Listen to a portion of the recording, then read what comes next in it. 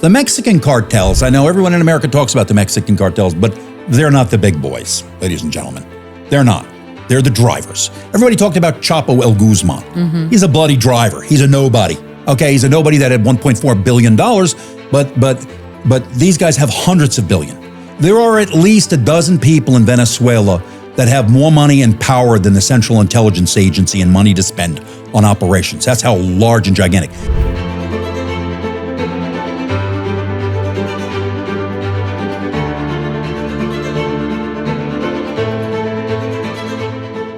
Welcome to this week's episode of Going Rogue with Lara Logan.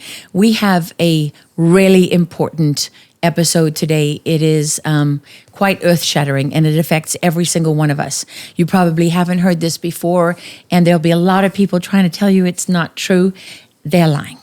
But before I get into that and introduce my guests, I would like to begin with a word from one of our sponsors. While the global financial elite has been secretly accumulating wealth through cryptocurrency, ordinary Americans have been systematically excluded. And today I want to tell you about Block Trust IRA, because they're bringing crypto wealth to everyday people. And how are they doing it? Well, they're using advanced AI technology, which breaks the stranglehold of hidden powers who control our financial system. I've partnered with Block Trust IRA because I believe there's an intentional barrier between regular people and financial independence. And it's created by those who don't want to share what you're entitled to. Block Trust IRA has a very powerful trading platform, and it's called Animus AI. And it works 24/7, analyzing market data and executing advanced crypto strategies beyond the simple buy and hold. So what does it do? It exposes the lie that regular people like us should just sit and hold, while hedge fund elites trade with sophisticated algorithms. That's why this system was named the #1 crypto technology platform by Bitcoin Magazine, beating over 1,500 global competitors. So whether you're a teacher or a truck driver or a small business owner, or maybe you're just a retiree watching manipulated markets erode your 401k, Block Trust IRA's Animus AI arms you with the same tools that insiders use against financial tyranny. Clients are seeing over 250% returns on their investments, and they're protected by military-grade security and up to $200 million in insurance against interference. So don't wait. Visit LaraLoganCrypto.com to join the financial revolution that's fighting back against the hidden powers, keeping you dependent on their failing system.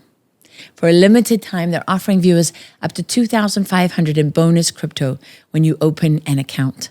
Crypto created 80,000 new millionaires just last year. So why not you? Visit LaraLoganCrypto.com. That's LaraLoganCrypto.com for financial freedom. Okay, so on to today's episode. My guests, I have two guests today. Because you're a great team. You've been working together a long time. We have Gary Berntsen, formerly of the CIA. And Gary, you are just, you're somewhat of you could say a legend. I suppose it depends on who you ask. Yeah.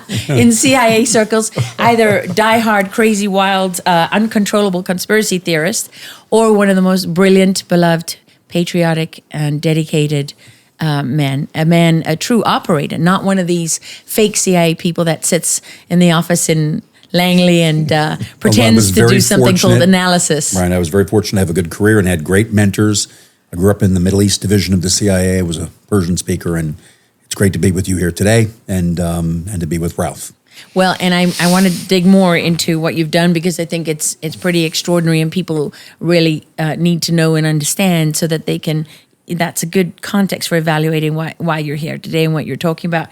But your partner in crime, so to speak, mm-hmm. Ralph Pezzullo. Ralph, you and Gary have been working together a long time. You're a fabulous author. But you've done a gazillion books. Thank you. It's like, what is it, like 60? No. 30. 30. Yeah. I know. You've done 30 books. You're a great writer. Thank you.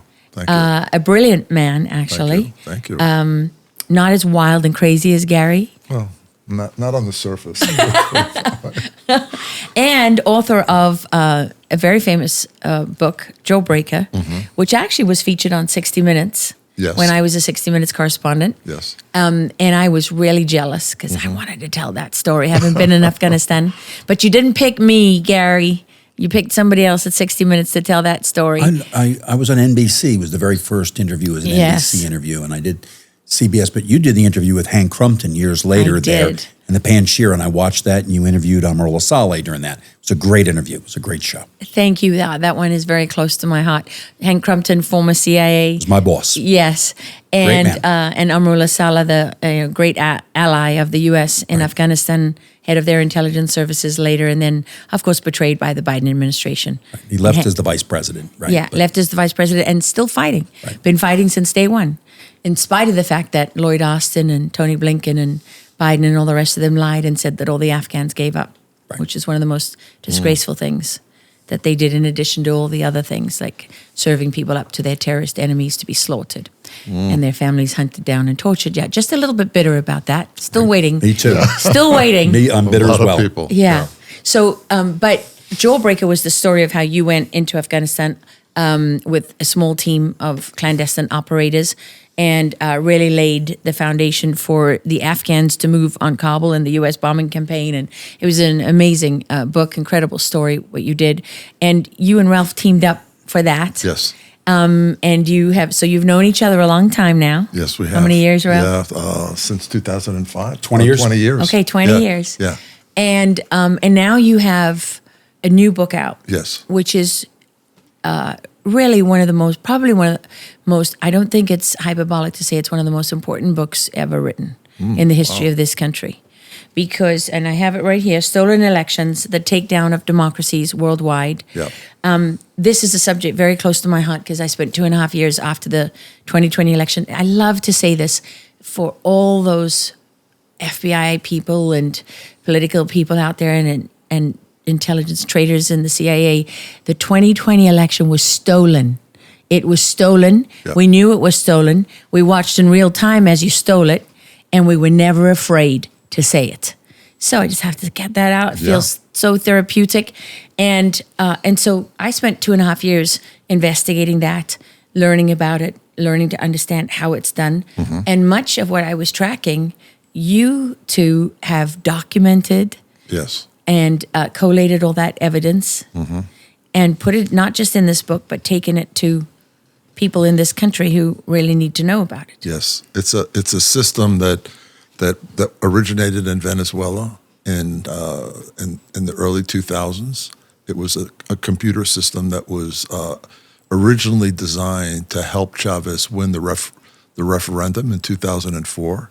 He was in trouble. He was going to lose. Hugo Chavez was the Was president dictator, of Venezuela at the time. The president of Venezuela, and he had to hold a referendum according to the Constitution. And he knew he was going to lose. And the Cubans told him. The Cubans were very close to Hugo Chavez. In fact, he considered Castro to be his father. He was an illegitimate son, and Castro took advantage of this. He saw that Hugo Chavez was needy psychologically and developed this very close relationship with him. Of course, he had ulterior motives because Venezuela is one of the richest countries in the world. It has the highest oil reserves in the world and tremendous wealth and natural resources. And Castro saw this as an opportunity to be able to fund a lot of the activities that he wanted to spread his ideology throughout Latin America and the world. And he wanted to dominate Latin America. He wanted to dominate Latin America. So going back to 2004, he tells Chavez, he says, you're going to lose. You're going to lose the referendum unless you do something. And Chavez is like, well, what do I do? And they came up with this idea, well, there's a new technology. It's called electronic voting. And if you can develop software that can be used to manipulate the results of electronic voting, maybe we have something. So they go out and they find 3 Venezuelan computer engineers, graduates of Simon Bolivar University, which is their equivalent of MIT, and they put them to work and they come up with this software and they install it in Olivetti touch Lottery screen, machines. Yeah, machines. And What machines, Gary? Lottery machines. Lottery They went machines. to Italy. They flew to Italy and got thousands of those machines and inserted the source code and the software inside those machines. Yeah. Ladies and gentlemen, prepare to transform your look with Genucel, the revolutionary skincare breakthrough that's banishing sagging necks and jawlines for good. Their new Neckline Essentials Kit delivers jaw-dropping, immediate results that will have you turning heads in no time. And if you order now, they include their new Red Light Sculpt Stone Massager free during their Black Friday sale. Don't wait. Go to Genucel.com to get their brand Neckline Lift Essentials package for over 70% off. Get rid of the turkey neck and sagging neckline and get compliments around the dinner table. You'll give thanks this holiday for 10 years off your appearance, and everyone will see the difference. Guaranteed, or 100% of your money back. That's the Genucel promise. Go to Genucel.com/Lara, Genucel.com/Lara, and from now until Thanksgiving, you'll also get their brand new Gua Sha Massager with red light therapy to amplify your results. Shipping is also free. Use code LARA, that's LARA, at checkout for an extra 10% off. Genucel.com/Lara. That's Genucel.com/Lara. And the election, Hugo Chavez wins the election, the referendum, by a slim margin. And he is thrilled. Castro's thrilled. So they give these engineers $200 million and they say, okay, perfect this system, and let's try to apply it to some elections in Latin America. And they do that, and they end up in the early 2000s, one election after another, a leftist leader in Latin America is elected. Yes. Evo Morales in Bolivia, Daniel Ortega in Nicaragua, et cetera, et cetera, et cetera. The Kitcheners in Argentina. Very important. This is a dream for Castro, right? I mean, he's been because supporting guerrilla movements for years, trying to establish a base in these countries. And here you just do it with electronic voting machines. And nobody sees it. Nobody says a word. Nobody knows because And most nobody importantly, understands. nobody sees it. Nobody understands the technology. Nor can they read the code.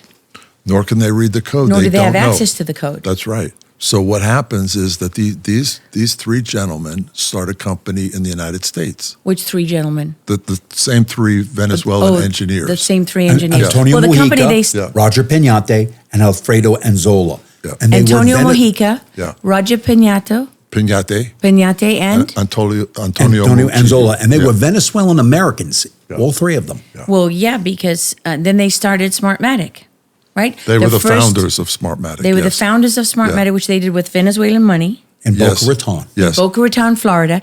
And the source code was always owned by the Venezuelan government. That's important. So they were able through corporate manipulation to always hide the true ownership of Smartmatic. Well, they did a fake sale, right? Yes, because when the U.S. that's right. Treasury Department, because what happened, they started to buy up, and people realized, wait a minute, we got these Venezuelans who are involved in our elections. What is this? And so they had that Treasury investigation slapped on them. That's right. And they started to fight it. That's right. And then they were like, no, this isn't going to work. That's right. So it all happened in around 2006, and there was a political officer in Caracas,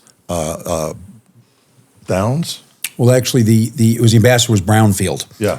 Brownfield was the released. Officer. I don't remember his name, but Brownfield released a cable from the U.S. Embassy in Caracas that laid out the suspected criminality of these individuals and that company very clearly in a full 5-page report. And he's an American diplomat based in Venezuela. Sent it to the State Department. We don't know what happened to the cable, but he lays it all out, lays out all the questions. Like, this company, Smartmatic, is winning contracts in election districts all across the United States, and it's Venezuelan owned.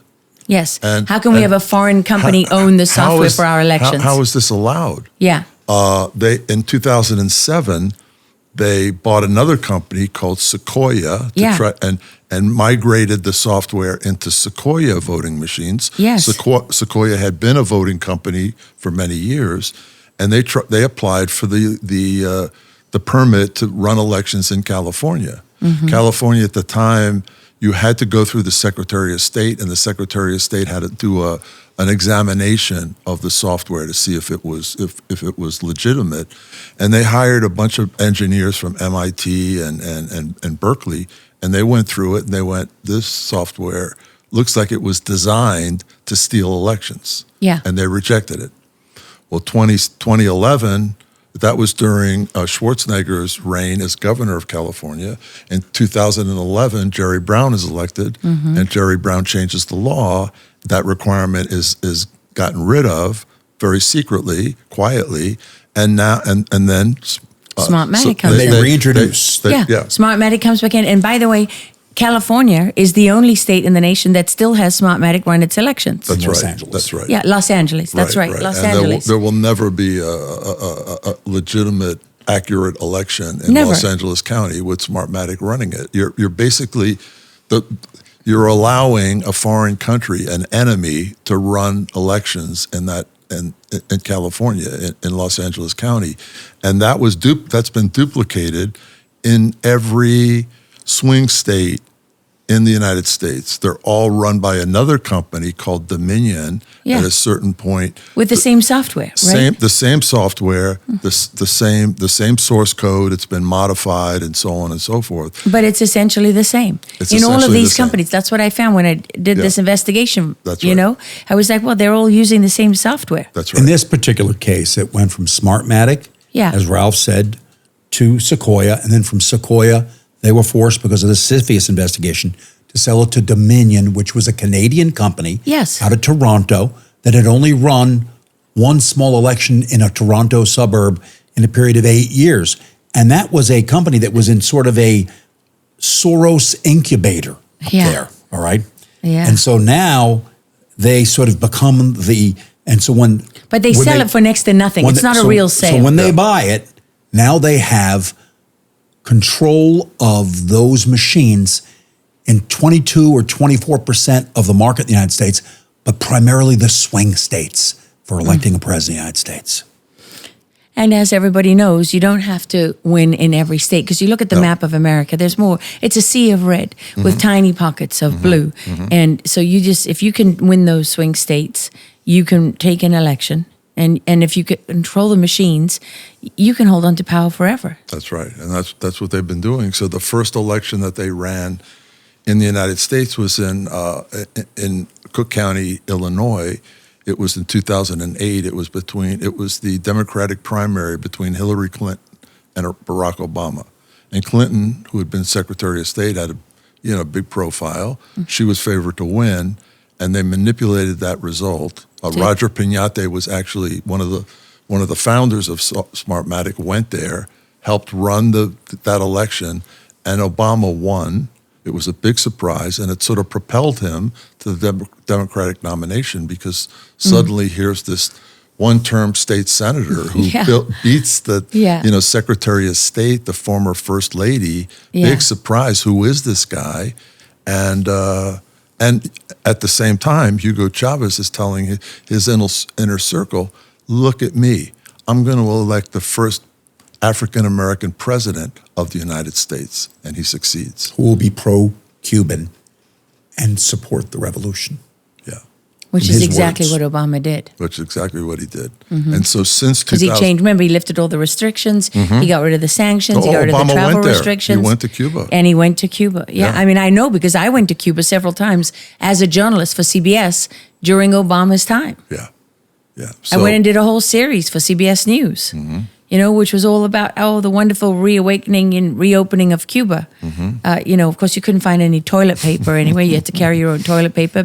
Nobody talks about that part of communism, and Marxism. Line up for days at a gas station. Only can buy certain things from the grocery store on certain days, can't buy your own home. So you got generations of families crammed into, buildings where they have to take turns sleeping and standing. Yeah, I mean, they leave that. They don't put any of that in. No, but you we get just free medical care. isn't it cool? Right. Cuba's got all the old 50s cars. Never mind that you can't drive for 5 minutes without one breaking down. Yeah. The important thing to understand here is that Smartmatic has its office in Caracas, and it's co-located with the Consejo National Electoral, the National Electoral Commission. And there's 150 Smartmatic engineers and 150 CNE engineers side by side. And they have two missions. Number one, steal elections. Number two, defeat audit. Study audit. How do different states and different localities Do conduct their audits. audit so that when they're audited, you defeat audit? An example, when people put absentee ballots on a scanner, it'll take a picture and take a picture and take a picture. And then when it's about to save them, it gets ready to take a picture of almost 100 together. But what it does is they erase that picture, send in another picture, because all these machines are connected to the internet. They're all hooked up. They're not supposed to be. A new picture comes in, 100 votes or 90% for the person that they want. But when you do the audit, you're not allowed to look in the box. You have to look at the screens. They've changed the rules around the country in the different states that make it almost impossible to show that they cheated because of, and what they do also is they'll make proprietary the source code. You can't examine that. You can't look at different types of technologies proprietary, because that's where they're cheating. And they blocked those individuals very cleverly. One of the things that we learned, there's 14 different technical ways that you can steal an election. And they're operating off different parts of the machinery, but they can use number 1 and number 3, number 6 and number 7. They can use combinations, and they never use the same combinations in adjacent districts. So that you can't find patterns. They prepare an election a year in advance. They have the poll books. They have hundreds of people. They have statisticians. They have comms engineers, software engineers. This was the science of engineer theft and a multi-billion-dollar business globally. And that's what you document in this book, is how they have, it started in Venezuela, and yes, it spread to the United States, but they have stolen elections all over the world. Yes, that's correct. In fact, there's that famous video on YouTube of the Philippines Parliament, right, when they excoriate a man called Haida Garcia, who's a member, an employee of Smartmatic. Yes, that's correct. And they know that their election has been stolen. They know Smartmatic is responsible. And I mean, that guy sits there and he gets beaten up by the parliament in the Philippines. And then they banish him, right? They kick him out of the country. And where does he go? He ends up in Tarrant County, Fort Worth, Texas. Now, right? Yes. Which He's is the election commissioner. Yes. Now as he's the in election Dallas, commissioner. right? Now he moved up. Then he moved to Dallas. Yeah. And now he's the president of Heart Intercivic, I believe. Yeah, which is another, they give it another company. It's Heart Intercivic, or it's Smartmatic, or it's Sequoia, or it's Dominion. Right, but they all in the use the business. same software. And the best part is, the first election that he runs in Texas, he had a county that had been red for 67 years straight. And in one election cycle, he flipped it blue. Well, it shows you how far they've penetrated our election system. So these engineers and they're they end up running elections in all these counties. They take over. They that's part of their contract. And so they develop expertise, and they learn how to penetrate our system. They learn how to hide the results. And they've been doing this since 2008. Do they get help from the U.S.? Yes, they do get help. Let me talk for a second about how the investigation begins. In 2020, I am with my business partner, and we do asset recovery. We were studying and doing filings against the Cartel del Solis, the largest criminal cartel in the world, drug trafficking, Venezuelan. which is the Venezuelan regime. And Cartel of the Suns, yes, right? And it's called the Cartel of the Suns is because it's the Venezuelan army. They have suns on their epaulets, not stars. So the Venezuelan army is the logistical arm of the cartel, and it's led by Nicolas Maduro, the president. The president of Venezuela is the cartel leader, all right? So we're doing this investigation on the filing, and we see the election happen, and I turn to my business partner. His name is Martin Rodil. He's a Venezuelan initially. He's got a green card now, living in the United States, and he's a genius. And this is 2020? This is 2020, and he turns to me and says, I was involved in an investigation years ago, and Smartmatic was stealing elections in Venezuela.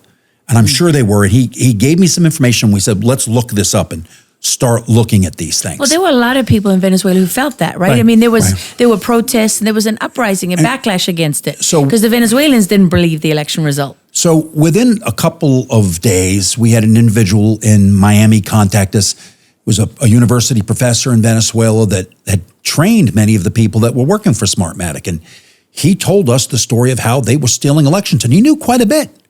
Then he introduced us to an actual employee of Smartmatic. And that individual had a family member that was involved, and he was murdered by the company. And that story was unbelievable. And then we met another, and we went through human, the two of us. Martine Rodil, my business partner, is one of the most capable people on the planet. Very well respected. And very, very brave. And the regime hates him. And we went from source to source and grew the knowledge bigger and bigger and bigger. And almost for 2 years we did this. And then finally we thought we need help because we're getting a larger number of sources. So we sought out General Mike Flynn because he's a good friend and he's a patriot. Great man. And when we met General Flynn, he took us to a place and we met with him and a man by the name of Patrick Byrne. And Yes, Patrick Byrne, I know Patrick. Patrick Byrne is the man that ultimately financed this. None of this would have been possible for us to If he hadn't put the recruit money up. a dozen of these things, to pay for all. We built a computer lab. It was just unbelievable. We got images of elections that were released by courts so we could practice with them and the engineers. And so we got members from not just Smartmatic, but from Dominion, from other companies, all these people that did this. And we literally had a computer lab outside the United States. We built it in one place and then built it in another place because when we went and tried to get help in the United States, we went to the FBI, to an FBI officer in Washington, D.C. How'd that work out? And when we briefed the FBI officer and they saw that, they said, Mr. Berntsen, you need to flee the city. The FBI, my supervisors, if they see this, will find a way to destroy this and they will charge you with crimes of some type to stop you. And I didn't think that was funny. And I said, we're not fleeing. And that FBI officer said, look, you need to help us because I know what you're doing. I understand you're trying to save the country. Go to the Congress and go to the media. They'll help you. Well, we went to the media. We went to, and I'm not going to say the names, but we went to some pretty well-known journalists who didn't want any part of us. Didn't want to. We showed them what we had. And they go, that's shocking, but I'm afraid my company won't let me report this. And when we went to the Congress, they were afraid. Should have come to me, They Gary. wouldn't have helped. They wouldn't help us. One politician in America was not afraid. Who was Mark Wayne Mullen of Oklahoma. Yes. He's a real man, that He's guy. a real man. He is a hell of a guy. Also went and rescued people in Afghanistan. He's a hell of a guy. And when he saw it, but it took us years to get to him. Yeah. And all this time, Patrick Byrne and all these engineers are, engineering and re-engineering and moving country and doing all of this stuff. Well, Patrick is kind of a savant. And Mike Flynn, though, was a real hero because Flynn believed in us, went to see the engineers. He didn't want to just believe us. Flynn wanted to talk to the engineers. He was like, these are the real engineers. Yeah. They built the damn system, these people. That was the unique They part built about the their source investigation is that they had got the guys. They had recruited the people who built the source code, who were running the system, who were running elections, right? So they could tell them, you could go to them and say, how did you steal this election? And they go, okay, we did it this way. Listen, you know what? That's called a first-hand source. Yes, First-hand source. 9 months before the election, we think, okay, this isn't working out with the journalists. This is not working out with the Congress. You bloody people don't want to help us. Again, Gary, you went to the wrong journalist. Right. So let's go to, there was one U.S. attorney in the country that we knew. And that U.S. attorney was a brave guy. He was a smart guy. I don't want to say his name because he's involved in investigations that are important right now on this. And we went to him and we did the full brief with our attorneys with us. We brought 3 of our attorneys. We sat in front of a U.S. attorney and 3 AUSAs and did the full show for 3.5 hours, showed the technology, the whole thing. And they took unbelievable notes. And they said, okay, stand pat. We're going to report all of this to the Office of Public Integrity. And probably within 3 to 4 weeks, the FBI will contact you and work with you on this. They never contacted us. They decided to pursue us and investigate us. Shame on them. Punish you. Shame on them. Punish you and hopefully intimidate And you, so right? I knew when we got to month 2 or 3 and then called us, and we knew that they cut him off. They wouldn't answer the phone. They wouldn't answer his emails or anything like that. I literally packed my family up and I moved to Switzerland for a year because we were going to continue our efforts, but I didn't want the Bureau to be able to follow me every day, listen to my phone every day, track me every day. I figured I needed to get out of the country, which I did. I had to leave America for a year. Right now, somewhere in Nigeria, there's a Christian family being persecuted. Those who are not killed are often forced to flee their homes. At Equipping the Persecuted, they're committed to reaching every affected area and help heal the deep physical and emotional wounds that have been inflicted upon them. But they can't help them without your support. So please visit equippingthepersecuted.org and donate today. Sign up for just $35 a month. It's a little over $1 a day, and you'll help rescue Christians who are suffering and provide security, medical care, food, shelter, and love. The situation is urgent, so I'm asking you to join in the next 10 minutes. It's a life of fear and danger for these Christians, but for just over $1 a day, you can change everything. Go online to equippingthepersecuted.org and make a difference in the life of a persecuted Christian. That's www.equippingthepersecuted.org. Incredible. And put my youngest daughter in a school and abroad, and then we continued the fight. And this is you and Martine. Me and Martine and Patrick and Mike, and all these other people that there was a great group of. There's probably in the end, there's 8 to 10 people that were involved. And then Ralph got involved too with this. And Ralph knew this is what we were doing. He was being briefed and he understood all of the pieces of this.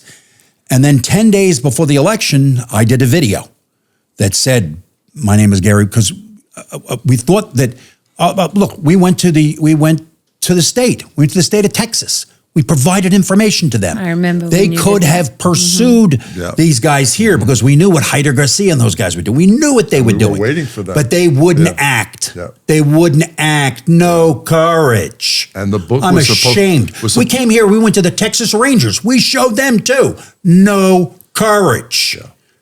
And we had everything. Yeah, we were trying to they all played like, well, we don't know what to do. This is so complicated. Spare me. Spare me. And so finally, I talked to Ralph. I said, we're going to do a video because I won't feel right if we don't say something before the election. We were trying to get information out before the election. I posted it. Yeah. Because I knew when I saw it, I was like, oh, here goes Gary. He's laying it all out there. Right. And I wanted people to see. I was hoping too. The book was supposed to come out and the book was supposed to come out right then. We had Tell the story of the book. It had been, when I heard the briefing, this was in the summer of 2024, I contacted a publisher that I know. I told him he wanted to see the presentation, the evidence himself. Martine flew to New York and showed it to him. The guy came out and he went, oh my God, Ralph, we got to save the country. We got to get this book out before the election. So I wrote the book in basically like 5 or 6 weeks to get it out on time.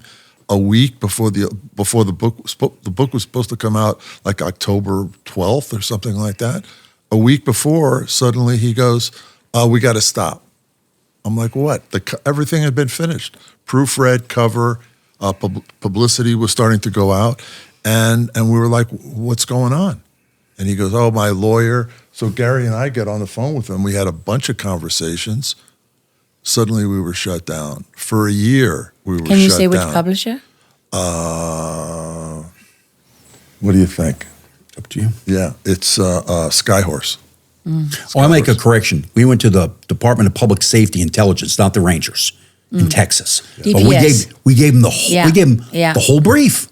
And no, can't do anything. So they shut down the book. And, so I told Gary, we got to get something out before the election. I was trying to do a TV series on it before the election. I had a whole deck and I was trying to raise the funds and I couldn't get it. I was like, I can show you this global network that leads all the way into the U.S., and how they're stealing elections. Nobody would find it. This is the other part about that I'm glad you brought up the global nature is because Venezuela, along the way, when this proved to be effective, suddenly China showed up with a lot of money, right? Of course. Russia showed up. Iran showed up. Hundreds of millions they poured in. Yeah. And they were all because they could see what it could do. They knew what it was they doing. saw Yes. how powerful it was. What an incredible system. We can undermine our, the country we hate the most, which is the United and Europe. States. They could do it in Europe too, right? They could do it in the U.S. They don't have to fight a war against us. Yeah, they have They can adopted just this They don't Our have to pay leadership. for an expensive war. They don't have to deal with all the recriminations. This software is now used in 72 countries around the world. 72. Yeah, I know. And it's all the same software with the same, modified Yeah. source code. That, And, by the way, nobody's allowed to have access to. that's right. The way then Well, it's we also- have it. Yeah. We have your source code. We have it. We have the program that you insert to actually, there's source code, and there's another program you enter with Eternal Blue to get into a certain platform, and then they actually leave. A back They were door. leaving 4 different back doors, and they left the keys in the open in 3 different places.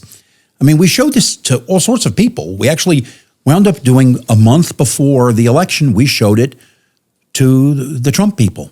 We went to them and we gave them the brief. They looked at it in horror, and they had real concerns. Here they are, locked in a death battle, political battle. They're afraid that if we come out public, that we're going to suppress the vote because people won't Yeah, vote. then they won't even And show up. They actually said to me, "Don't put it out." And my response was, "I don't work for you," and I put it out, and I did the video. I mean, God bless them. I'm sort of a supporter of the president, but I didn't believe it was their right to make that decision, what to make Yeah. public and what not. I'm a U.S. citizen. I took an oath to the Constitution years ago, and I'm here to defend the Constitution. I'm putting that out. I'm telling the truth because I would have felt for the rest of my life that I didn't do the right thing if I didn't tell the truth. And so that's why we did that. It was a key moment. That video. It was a key moment. Yeah. It really was a key moment. Since you raised the fact that you took an oath, Gary, I want to raise something about you a little bit. Let's get a little bit into your background because what's interesting is that in the aftermath of the 2020 election, where they would go nuts. If anybody said the election was stolen or tried to question anything, they'd go nuts. But there was one line of information, one narrative on the 2020 election that was completely and utterly, they went nuclear. And that was when you looked at Venezuela. Anytime you mentioned the connection with Smartmatic and Venezuela, they went crazy. And of course, over the years, as a journalist, I've learned that, when someone gets nominated and they're not attacked in the media, that's a sign that the bad guys own them, right? When you see someone in the Trump administration and they never get attacked, somehow they never get attacked in the media. Now they might get attacked by, the people on the right because they're trying to create dissent, but they don't get attacked by the other guys. That's usually a sign. And then, same thing with Venezuela. It was like you might get away with, questioning Dominion. Yeah. You might get away with questioning some of the other things, but if you touch Venezuela, you're crazy. And of course, that only got me to dig deeper. Yes. And that's how I could see that. And then when I found the CFIUS investigation, which is an official U.S. government. That's an official U.S. government investigation that literally lays out how Smartmatic is a Venezuelan-owned company Yes. that is influencing our elections. The United States government initiated that investigation. Yeah. And now, years later, you're being treated like a lunatic if you even raise it? State of California, the Secretary of State of California, this is all public information. You can go look it up. The reason is the Venezuelan regime, the Cartel del Solis, which yesterday was designated as a foreign terrorist organization, was Thank the Lord. partners with the Biden administration people. They were colluding with them. Why were they colluding with them? Why wouldn't they pursue the Venezuelans? Because they believed they could deliver them election win after election win. And they had until we came along. Okay, so to that point now, of course, whenever you raised Venezuela or whenever you raised the question of election fraud in 2020, the first response is, well, that was debunked. Yeah. Right, that's been proven to be false. The courts have rejected that. It's been, it's every single case has fallen apart. There's no basis to this. These are crazy, wild conspiracy theories. Why? Because they didn't have this information. They didn't have the evidence. Because they never allowed the evidence into court. Right. They wouldn't let it in. And also, they didn't see the result of the investigation that Gary and Martine had done. That's why this book is unique, because it lays out all the evidence. Had they had that evidence back then, they could go into court and go, here's how the company was created. This is why it's Venezuelan owned.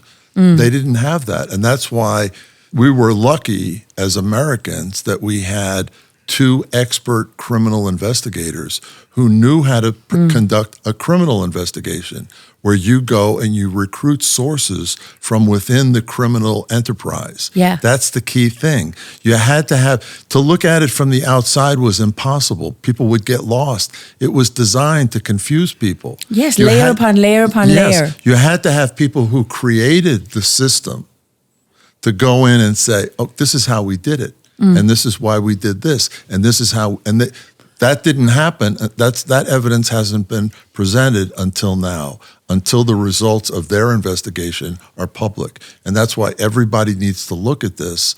Everybody needs to read this book. And try to poke a hole in it. You're not going to poke a hole in it, right? That's why they want to, instead, they're not criticizing it. They're saying, ignore it. Like, oh, we know this already. No, you don't. You don't know this, and you don't know how far it goes. Now, the good news for the American people is that this is a criminal attack by foreign countries on the United States. A foreign terrorist organization, too. Yeah. And the bad news is that they had a lot of money, they still do, lots of resources, and they've made tremendous penetrations into the United States. Discover something absolutely mind-blowing about stem cells. They're the body's ultimate repair squad, swooping in to fix whatever's broken. And who's been shouting this from the rooftops for years? Joe Rogan.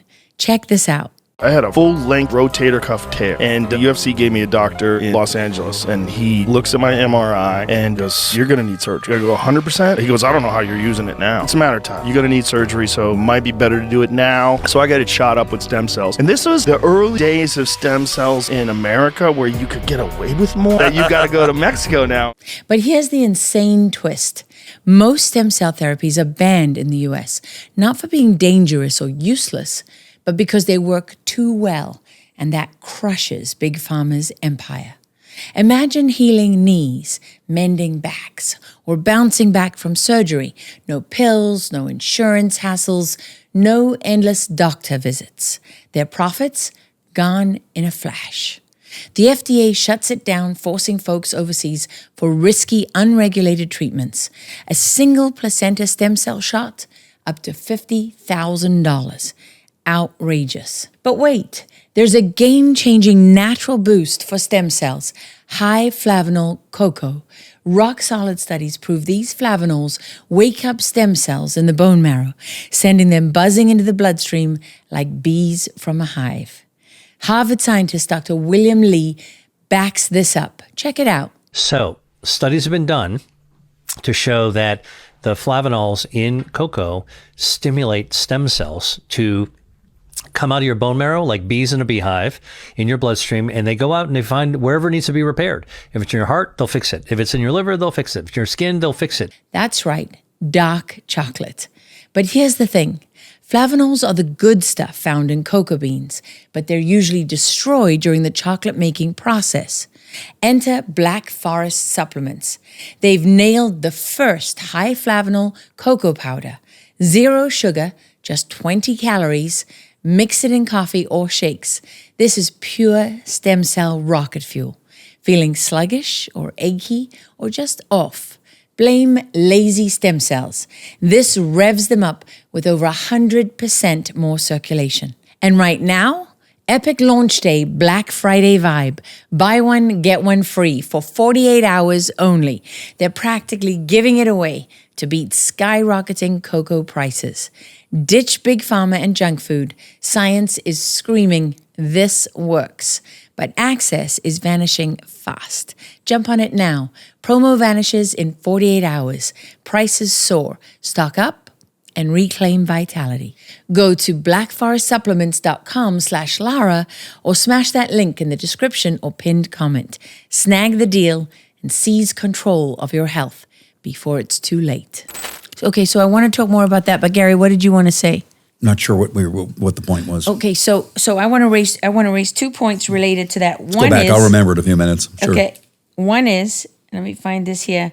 I love how it's the same patterns always, right? Because when something is true and you have to create false lines of attack, they run out of false lines of attack. So they keep repeating them over and over again. Well, the point I was going to make was there are people in our intelligence community and our diplomatic community that are paid agents of the Cubans and the Venezuelan regime. We have been penetrated at a level never witnessed in our history. That way farther than happened during the Cold Cuban War. intelligence service and the Venezuelan, using Venezuelan resources, not only were they collecting intelligence on the United States, they established diplomatic and intelligence dominance over the United States during the past 20 years. Dominance. They had so many sources in so many sides in both political parties. Not just the Democrats, the Republican Party, and political operators that are operating right now, so many of them are on their payroll. Do you know that who is they shocking. are? We know some of them are. Yes, we know who they are. These American traitors? We know who they are, and guess what? The government knows who they are too now. A couple of them are in jail. Look, my business partner and I are the ones that turned in Ambassador Manuel Rocha, who is probably the most senior American ever convicted of espionage. He was arrested a couple of years ago. He's U.S. ambassador in Bolivia. He was the charge in Argentina years ago. I knew him 20 years. But we knew he was in contact with members of the Cartel, Del Solis. We went to the FBI and sat down with them and fought with them and pushed and pushed and pushed, and they went after him. And they had a FBI officer pose as a Cuban intelligence officer. And in 6 hours of videotape, 3 2-hour meetings, he confessed, I'm working for you. I hate the Americans. They're the enemy. He's an American ambassador. They're the enemy regime, and I've been in the belly of the regime to destroy them for Fidel and our Cuban brothers. What a piece of shit. He's in prison right now. And who was he working for? Which administration?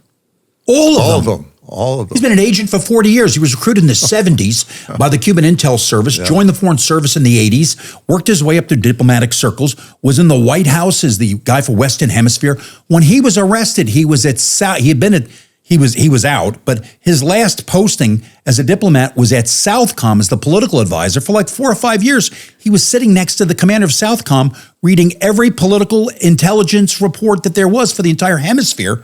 Didn't have an embassy to run and was able to go meet with his Cuban case officers whenever he liked and pass this stuff. And he's only, and there are many others. The CIA and the FBI have done an awful job. All of the people that have led our intelligence community in the past 20 years have failed miserably. Yeah. They all get an F. Yeah. Well, but is it an F or is it a T for traitor? C for traitor. It's a combination. Yeah. It's a combination. Why? Some of the ones that were directors, they get an F, but they weren't traitors. But the people right below them were traitors, and they weren't able to figure it out. What about John Brennan? That's a really interesting name to bring up, and his actions are pretty traitorous. But they didn't have to be working for the Cubans to be a traitor on his own. He decided to act against a sitting president of the United States in ways that are traitorous. He organized efforts to overthrow and still a guy, and so I know him. I knew him personally from during my time in the agency, and I'm horrified by the actions that he took and all the others with him that decided to sign that letter, and it's insanity. Who's running the agency today? I don't think it's the director. It's not John Ratcliffe, is it? I don't believe it is. Why? Because he's doing an awful job. I'll be blunt. Look, I'm a Trump supporter. I'm a conservative. He has a massive problem. He doesn't understand it. He's blind to it. Or he's corrupt. And what I would say this. I was in the CIA for almost 24 years. I did a lot of things for them. I understand this business very well.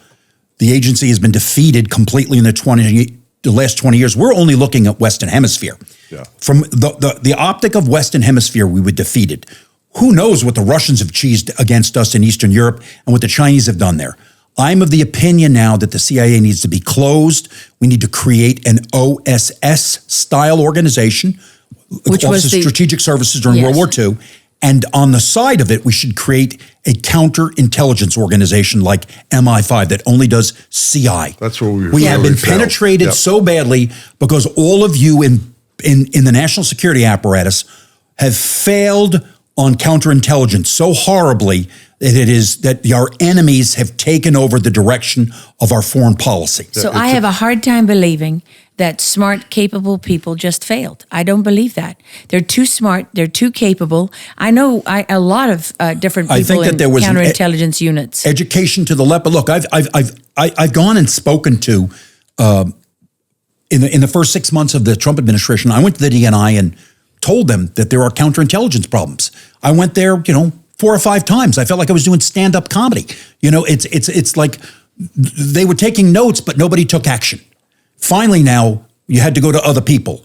You had to literally get to the White House and get to the attention of the president before anything gets done. Cowards and traitors. It really. I wish that we went there. We tried to get the information to the DNI.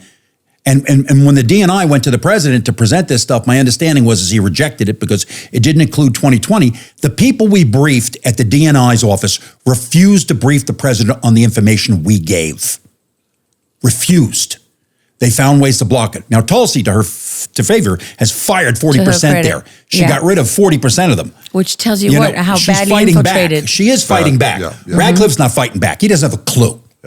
No, it shows She's how fighting badly back. infiltrated. Is Radcliffe I've compromised? never met the man. I wish if I had an hour with him, he'd be horrified to meet me. Gary, if you were a betting man and you were betting on John Radcliffe, compromised or not,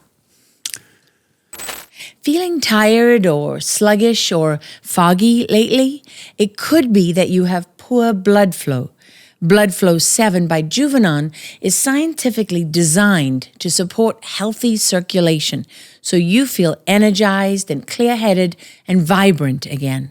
Packed with natural ingredients like nitrosogene, S7, and transresveratrol, Blood Flow 7 works by boosting nitric oxide levels, a molecule that relaxes blood vessels, which helps your blood to flow freely to every corner of your body. That means more oxygen and nutrients to your brain, heart, muscles, and even places that need a little extra help as you age. With just 1 dose a day, you can reclaim your stamina, support heart health, and improve overall vitality, all without caffeine or stimulants. Try Blood Flow 7 today and feel the difference where it matters the most, inside your veins. Visit bloodflow7.com/Lara. Again, that's bloodflow7.com/Lara. Not capable. He's just not capable. I don't know if I have no evidence. I'm not, listen, what I'm going to say is, I'm going to say this. If I knew he was compromised, I would say he's compromised, or I would have done. Yeah. I have no information to say that he's compromised, but is he competent? Not at all. Yeah. Well, you know why I say compromised? Couple of reasons. First of all, he knew that the Chinese were involved in our elections in the summer of 2020. Didn't brief the president on it. In November, when he was supposed to report by law, by executive order, there was a deadline to report on foreign interference in our elections. He didn't do that report. He waited until when? Until January 7th. Okay, that is not incompetence. When you know there is and what troubles me is this. I have gone and spoken to people in the government and said, you have a counterintelligence problem. They're not, anytime someone would say that to you when I was a chief of station or something, you drop everything. Of course. You drop everything and you deal with it That's right. quickly and as harshly as you have to resolve it. And I was briefing people, and the people that they put in front of me at the DNI didn't have any professional training. They were from the national security apparatus and different types of positions they held, but they didn't understand the intel business. And none of them were trained, and none of them acted. It was so disappointing. But we knew that once our information got into the system, it was blocked. And I literally had the FBI come to me when we did the first reporting on Train de la Aragua.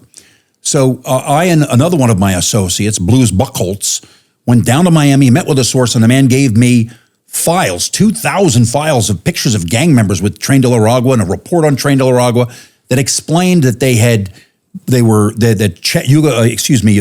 Maduro had weaponized this gang, had trained them, had sent them into the United States, and had 5,000 people falling into 20 different offices to conduct a criminal insurgency in America. And this is just to remind people, this is TDA, Tren de Aragua, that made such big news before the 2024 election. And Maduro actually didn't just round up ordinary people, he went into the prisons. He took them out of the prisons. Yeah, took the most violent criminals that Venezuela had. They had a history. Trained them. They had a history in Venezuela with a group called the Pranas.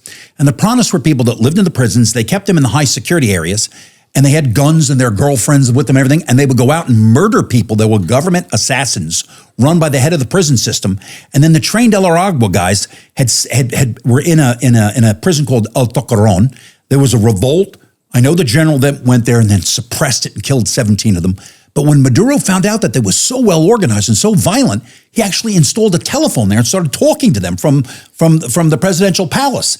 They organized these guys, and then they gave them 6 weeks of intelligence training, a group of them, 300 of them, deployed them into America, and then sent 5,000 behind them to create a criminal insurgency in America. Which is a foreign military invasion. This was during the Biden administration. I told the Department of Homeland Security people overseas. I had to go out of the United States because I was outside of America anyway at that point, trying to avoid being arrested by the FBI for our election efforts. Went to a group of Homeland Security guys, gave them the information. They said, we can't do anything with it. The administration won't let us act on this. They waited to the day that Donald Trump was elected. The day Trump was elected, I got a phone call within 24 hours. Mr. Berntsen, we have the report you gave us. Would you introduce us to the source? I said, in minutes. 15 minutes later, I called the source, married him to that case officer, and he started providing him information. We picked up another source, turned him over to the FBI, another source, over to the FBI. None of the people in the Bureau or the CIA or the FBI could recruit damn sources. It's like it's a lost skill, okay? They really weren't doing a very good job. We recruited this and got this sort of thing going. And then, of course, Tom Homan and Kristi Noem show up, and those guys are ready for the fight. I'll say that. Kristi Noem and Tom Homan, I'm big fans. Those guys are up for it. Whereas the intel people are not up for it. Those two are up for it. And so they went after them. But we continued to help the government. We weren't trying to and then, of course, when we started talking to the press, people wanted to sort of try to discredit us and discredit me. Look, I handled the East Africa bombings. I handled the invasion of Afghanistan. I was in charge of the Covert Tower bombings. I managed a lot of really big things for the national security apparatus. Yeah. And Saudi Arabia. Yeah, you kidding me? I mean, and these guys Japan. Gary Berntsen is a rogue actor and he's an ideologue. No, and what I'm trying to do is this is information where I'm trying to protect the United States, our families, from being killed by these maniacs. Wait, let me say it. There's one of these hit pieces on you, because the hit pieces are all consistent. The evidence isn't real. It's all conspiracy theories. These crazy guys, they couldn't ever penetrate the Venezuelan, apparatus because the Cubans control everything. It's too sophisticated and it's too difficult and you'll never manage to do it. And then on the other hand, they say, and also the Venezuelans couldn't possibly do any of this on their own. So what do they, this is one of my favorite parts about Gary Berntsen. What do they say? Okay, Gary Berntsen, a retired senior CIA operations officer who led the agency's hunt for Osama bin Laden in Afghanistan. It says how you're part of this team that's briefed everybody. And then it says the claims are specific and sweeping, right? Of course, which means, that you couldn't possibly know. Overreached, yeah, is what they're saying. Overreached, right. Yeah. I love it how there's another journalist who's been attacking you, identified a key source as Berntsen's business partner Martine Rodil, who you talked about. But what do they like to say to you? But you're the wild man, right, in the CIA. That's what they called you. Well, look, just so people can understand how wild I am. Yeah. After 9/11, I entered Afghanistan. A bit of a wild man with a mad dog warrior ethos. When I entered Afghanistan in 2001, after 9/11, after 3,000 people were murdered, I entered with 8 CIA officers. We were joined by 12 CIA officers. And I know because you were on that battlefield. The Northern Alliance had about 5,000, 6,000 guys. There was 17,000 Taliban we had to fight.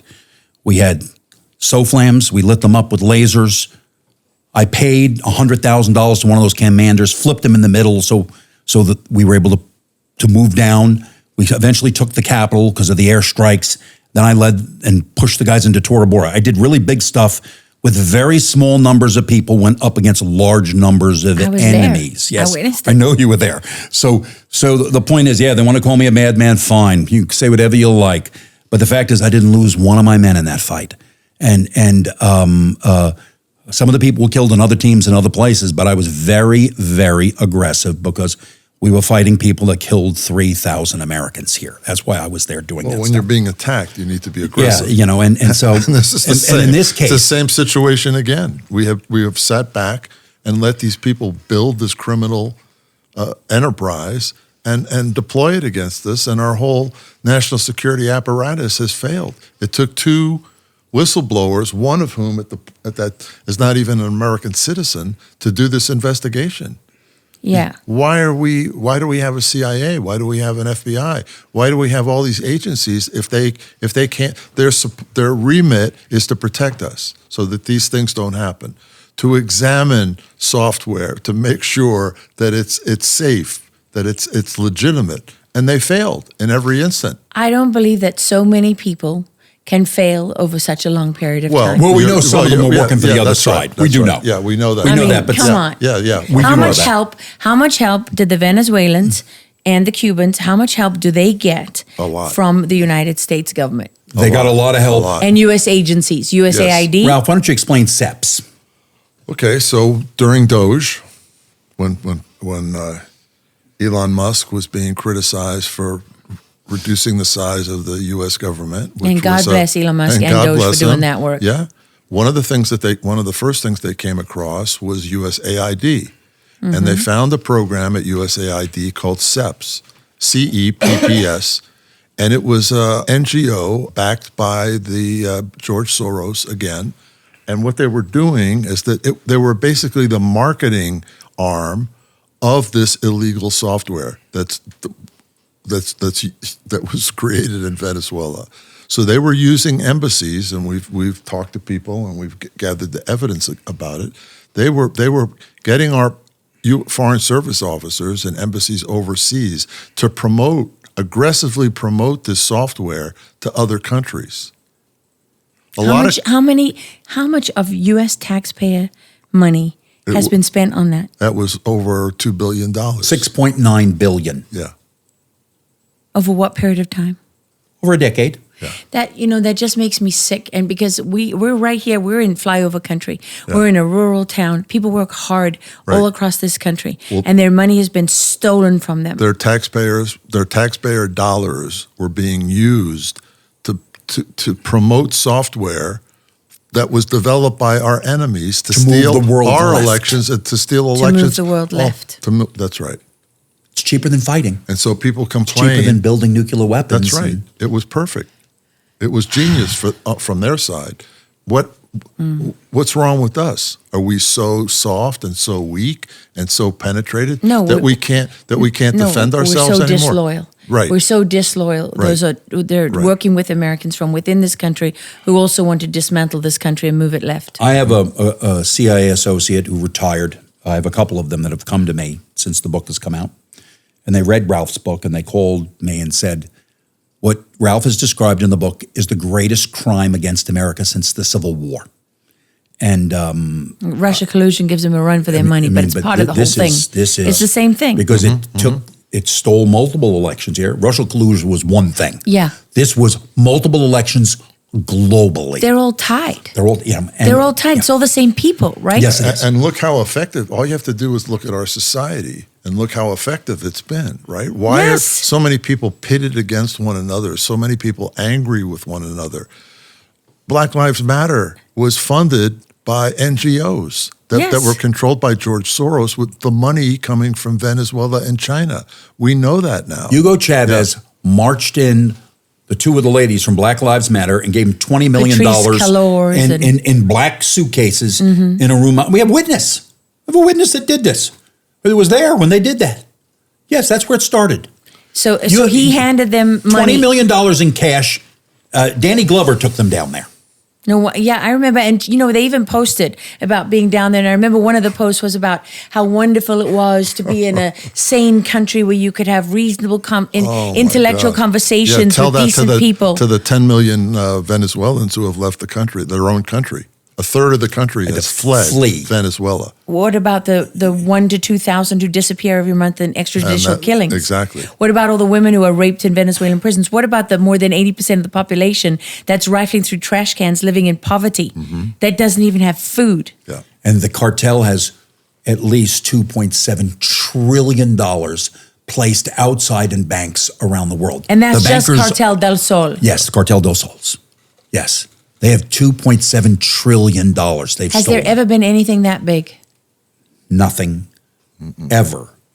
No organized crime entity has achieved the heights. And then here's Maduro on TV. In history, right? In history, begging, oh, no war, no war, the crazy Americans. Meanwhile, he's got several thousand people in a shopping center in the middle of the city that's been converted into a prison, being tortured. Only the Venezuelans turn shopping centers into torture chambers. And that's only one That's torture just one chamber. of the locations. He's got them all over the country. Do you know one of the things that they would do, and it's important for your viewers to understand this, they would use the pranas in the prisons. Remember I talked about how the pranas, these criminals there, well, they would get so many pranas in there, they'd have like 1,000 of those guys in a prison. They would remove the police from areas around the prisons, and that would become the new center of gravity politically in areas. How's that for a dark dystopian view of the future? Unbelievable. That was the Venezuelans that created that model. And that's Maduro, Diosdado Cabello, Jorge Rodriguez. Do you know, they keep trying to sell Jorge Rodriguez and Delcy Rodriguez, brother and sister, right? And Jorge Rodriguez. Jorge Rodriguez and Delcy Rodriguez were, their father was a guerrilla in the 1960s, 70s, and his father kidnapped a guy named Milhouse was his name. And so he was captured by it was an American. He was captured by the security forces and he was killed. Their mother left Venezuela and went and married Carlos the Jackal. How's that for having interesting lineage? Your real father is a murdering terrorist and your stepfather is Carlos the Jackal, Rodriguez Elish, he's a Venezuelan. That guy was a Venezuelan. Yeah. And then of course they got divorced and she married other people, but this is who provided guidance to them in their formative years. Yeah. And so Jorge Rodriguez and Delcy are both agents of the Cuban government. They've been Cuban DGI assets for probably 35 or 40 years, like Maduro. Maduro was trained in Cuba at 14. So were they. They have been agents of this. I know a story about Hugo Chavez. His chief of intelligence brought a tape onto the plane. Chavez was sitting on a jet on a runway, and his chief of intel brought him a tape, and he listened to it. He could hear Delcy Rodriguez reporting to the Cubans on the telephone, and he got pissed because he was an asset, but he didn't want them reporting on him too. And he fired both of them, so they were outside the government for a little while. Jorge went and ran for mayor of Caracas, and then later became the head of the CNE, the Consejo Nacional Electoral. The guys that have been stealing elections, Jorge's been the head guy. Yeah. Underneath him, so who's the deputy chief of the Consejo Nacional Electoral? Carlos Quintero. He's a military intelligence officer. Can you think of anywhere else in the world where we have a military intelligence officer organizing the systems? You think this is going to be honest, ladies and gentlemen? No. Well, I don't know. The woman who took over from Chris Krebs at CISA was a CIA intelligence officer. Unbelievable. It's an unbelievable story. Horsey and Delcy are the spawn of evil, okay? And they've been trying, and the State Department has been trying to negotiate to have Delcy stay behind, right? The State Department right now, diplomats, Rick Grenell and company, right? We're trying to get cartel light. They want anybody but the Nobel Prize winner, Maria Corina Machado. They want anybody but her because she actually won an election with Edmundo Gonzalez. They won an election and then he stole it from them, flipped it 70-30. And she's the one who just got the Nobel Peace Prize. She just got the Nobel Peace Prize. And actually dedicated it to President Trump. Right, because she wants freedom in the hemisphere, and that's what President Trump represents. She's pretty amazing. She is an amazing lady. And it's incredible that she's still alive. It's a miracle. It's a miracle, seriously. And the thing, though, is all the other men, all the Venezuelan oppositionists that you see, so many of them on television that have been paraded for, Juan Guaido and the rest of them, It was all kabuki theater, ladies and gentlemen. They all worked for the cartel. They were all paid. The bravest man in Venezuela is a woman, Maria Corina Machado. She's the hero of the country. Is there any leader today in Latin America that doesn't work for the cartel or isn't on their payroll? Who isn't on their payroll? I would say the guy who's big enough as Lula doesn't work for them. He's a lefty anyway.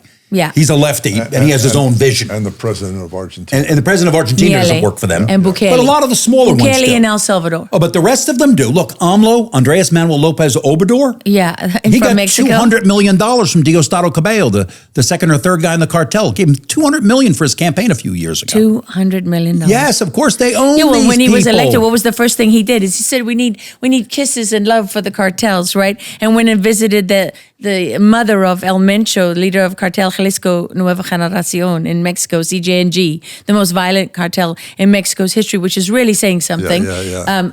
And he went and met with his mother. Yeah. You know, giving her guy. hugs and kisses. Yeah. Unbelievable. So people can understand, the election theft and stolen elections is a major piece of the story with the cartel, because it's a drug trafficking cartel. So when you look at Venezuela, think of Costco, okay? Yeah. It's the Costco of cocaine, but the raw material, the Kirtland, is actually Bolivia and Peru and Colombia. So literally 50 planes a day leave Santa Cruz airport in Bolivia and are flown in. And this is where it's all put together, it's packaged, it's organized, and it's distributed to the world. The Mexican cartels, I know everyone in America talks about the Mexican cartels, but they're not the big boys, ladies and gentlemen. They're not. They're the drivers. Everybody talked about Chapo El Guzman. Mm-hmm. He's a bloody driver. He's a nobody. Okay, he's a nobody that had $1.4 billion, but these guys have hundreds of billion. There are at least a dozen people in Venezuela that have more money and power than the Central Intelligence Agency and money to spend on operations. That's how large and gigantic. This is, what is the word, like in the James Bond movies, we talk about Spectre. Spectre. This is the largest transnational criminal organization in the world that no one knew about or no one wanted to talk about until they stole our election in 2020 and we decided, okay, you want to play hardball? And here we come. Interestingly, if you go on the internet and you look for articles about it, there's hardly anything. No, because they crush anyone who dares talk about it. That's right. It's been wiped. That's what they do. It's been wiped. That's why they say you're conspiracy theories. It took us this long to get them designated. And yesterday they were designated. Donald Trump, God bless him. He went after them. He made them a specially designated terrorist organization. Look, Trump is getting briefed on this stuff, but there are a small army of advisors, and a lot of them out of South Florida, that are doing everything possible to stop Donald Trump and Pete Hegseth from moving against the cartel. Well, just almost every political figure you can imagine down there. Look, the partner of the cartel has been Chevron. Chevron was the only oil company that didn't leave. And so they've been providing them money. They stayed in Venezuela and been pouring money into their coffers. Shame on you people at Chevron. How many people are on Chevron's payroll? Oh, there's lobbyists every place. What about leaders, elected officials, journalists? I don't know about that, but probably a lot. They're paying lobbyist companies. They're paying journalists, and they're paying influencers. Look, it is Chevron money down there, and it's the cartel's money, and the amount of money is obscene because they just go buy companies. If they don't like you and they have a problem with you, and you have a $10 billion company, they just buy your company. Yeah. No problem. And get rid of you. So let me ask you. Let me just say one thing. So one example of how deeply the system is penetrated after the 2020 election, when the Trump campaign realized something went wrong here, right? They hired a company called Berkeley Research Group to do an audit of the election. And Berkeley Research Group is one of the, there are a handful of really prestige security companies that, very high level, Berkeley Research Group, Kroll International, that do these big international investigations. So they hire a Berkeley Research Group for probably millions of dollars. Who is running Berkeley Research Group is a guy who we know is a Cuban spy, who's an American, who, of course, put out a report to the Trump administration and leaked it to the press saying there was The 2020 election was completely legitimate. There wasn't most secure anything. election in history. That's right. The Trump campaign hired the cartel So they in hired 2020 to do the investigation on whether it was. Because But They they hired the didn't cartel. know it. They they didn't didn't know. know it because it's so deeply penetrated in so many areas. It's like, well, who do you turn to get an honest report on what's going on? And in this case, the only honest report came from Gary and his partner, right? Who are whistleblowers, who are just, one of them's not even an American citizen, but they saw what was going on and they thought it was wrong and they risked their lives and, spent their savings to investigate this. And nobody helped them except for a handful of people. And so this is why Trump is going after Maduro in Venezuela. Absolutely. It's not just because of the drugs. No, not just because Much of the bigger. drugs. It's much bigger than the drugs. And they partnered in intelligence operations against us with our major adversaries on the planet. Like who? Yeah. The Russians, China. the Chinese.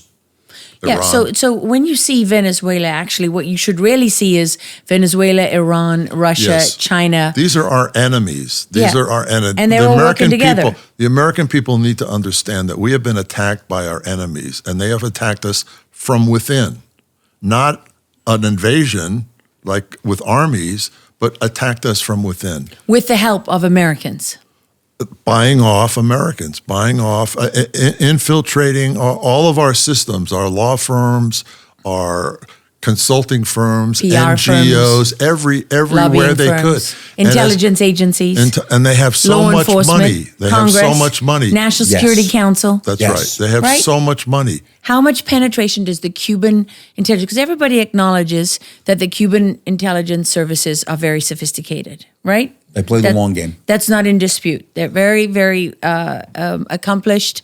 They're formidable, well Yes. respected throughout the world. So, how penetrated is the United States government by the Cuban intelligence services? Completely. Deeply. Especially in Latin American affairs. Completely. Does it go all the way up to Yes. The secretary top. level, Completely. like Secretary Yeah. of State? Could. Maybe. Gary, got anything It's for me high. there? It's a real problem. I mean, I'm It's just a going real on problem. what was known for years, like Yeah. long before, for years, working in intelligence circles, working on these things, doing investigations. That came up time and time I again. am This guy is owned horrified. by Cuba. I'm horrified by what we have uncovered. We have tremendous sources. The president and his senior staff are being briefed on these things. And the And you know Cubans what are is- working with the Venezuelans. Yes, the Cubans Right. control them. They the control- Cubans ran them. They run Venezuelan intelligence. They run the president too. Nicolas Maduro was an agent of theirs. They positioned him as the president when Chavez died. He's their boy. Well, then they owned the elections at that point, so they Yes, could of- put whoever they wanted in power. Yes. And okay, so turning to the U.S., I mean, I don't know why anyone these recent elections. I mean, one of the candidates had 125,000 mail-in ballots in the evening, and by the morning she had over 300,000, and all those that came in overnight were in her face. I mean, come on, are you? Members of Congress. I'll tell you a story. Yeah. One of our sources, and I don't want to give up the congressman's name, knew so much about election theft, and this was over a decade ago. And he went to a congressman, because he lived in New York. He went to a congressman there, knocked on the door and said, "This is what I know about," and told this whole story. And the congressman looked, "That's Cuban information. How dare you steal that from Cuba?" And started yelling at the individual. By the time he got home, leading members of the cartel had called his house and say, "We know you walked into a congressman today, and your mother and father live down the streets, and we're going to murder them the moment we ever get another report on you." So that guy went silent for a decade. And he did wind up contacting us later. But that's how bad this is. And he walked into his congressman. There are members of in every part of our government that have been affected by this. This is the great plague on America, that they figured out Americans could be bought because they were not loyal. Something happened after the end of the Cold War here. So it's really like the last 25 years is where this Yes. kind of came into being. It's a cultural thing that has occurred in our country. I hate to say it. But the number of people who are traitors just would shock you. Shocks me. I want to see it. I want to see the list. Shocks me. I want to see the lists. Come on. I know you're holding out on me, both of you. Yeah. Well, people are going to get, hopefully they're going to be indicted. They're going to be brought up on People charges. will run. Yeah. Yeah, so you can't give me the list now because people Later, will we'll run. talk about But it. okay, Yeah. but when the time is right, you got to promise me. Yeah. Do you see that? I mean, if everything that you've laid out here is accurate, and I have investigated a lot of it myself independently, and I've also worked with other groups who've investigated it, so I know it to be accurate. And there's also a lot of it that's just out there, like the CFIUS investigation. Yeah. But given that, so let's go with that reality. So then that puts President Trump in a position where, I mean, surely he has no choice. He Let has me to say something act. about that dynamics of the Trump administration, which are fantastic. There's a lot of people right now that are upset with the fact that Trump is very self-centric in policymaking. The fact that he is so self-centric has actually combated the fact that all these groups have spent all this money to influence all these different committees, and he doesn't give a damn about those committees. Yeah, he's My isolated. understanding that Donald Trump is able to take his cell phone and call 25 people around the world and have a view of what's happened. And when the CIA comes in to brief him, he doesn't give a damn what they're showing him because he knows it's doesn't not think true. he doesn't think it's very good. He's actually got a better informal network, and he makes his decisions. That's so fascinating. people criticize Trump for the lack of input he's getting from outside policymaking groups. Thank God. Keep doing it, Mr. President. Because most Don't of them listen are to wrong or captured or corrupt. Yeah, I would say this to Donald Trump. Don't listen to anybody but yourself. Don't listen to any of your advisors. Except make the Mike Flynn. decision. Make the decision in your stomach and make the choice, No, please. Keep it up. When Gary and Martine, finished their investigation, they went all over Washington. They went to think tanks. They went to congressmen. They went everywhere that they could possibly think of, where they would get a welcome audience, and it was the same. Nobody wanted to look at it. Nobody wanted to support them. And all they can say about it is, I love the articles that say, well, they could never penetrate, Venezuelan and Cuban intelligence, which Listen, is a I joke. penetrated intel services for 25 years, all over the world, okay? Left and right. I had success against them and different intel services.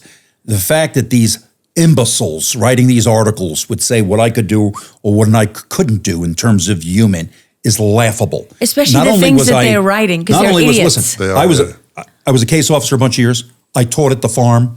I rewrote the curriculum in the 1990s. Didn't you have the Distinguished Service Medal? And I have the Intel Star and I have the Yeah. Distinguished Intelligence Medal. I have Yeah. 2 of the 3 highest medals in the agency, okay?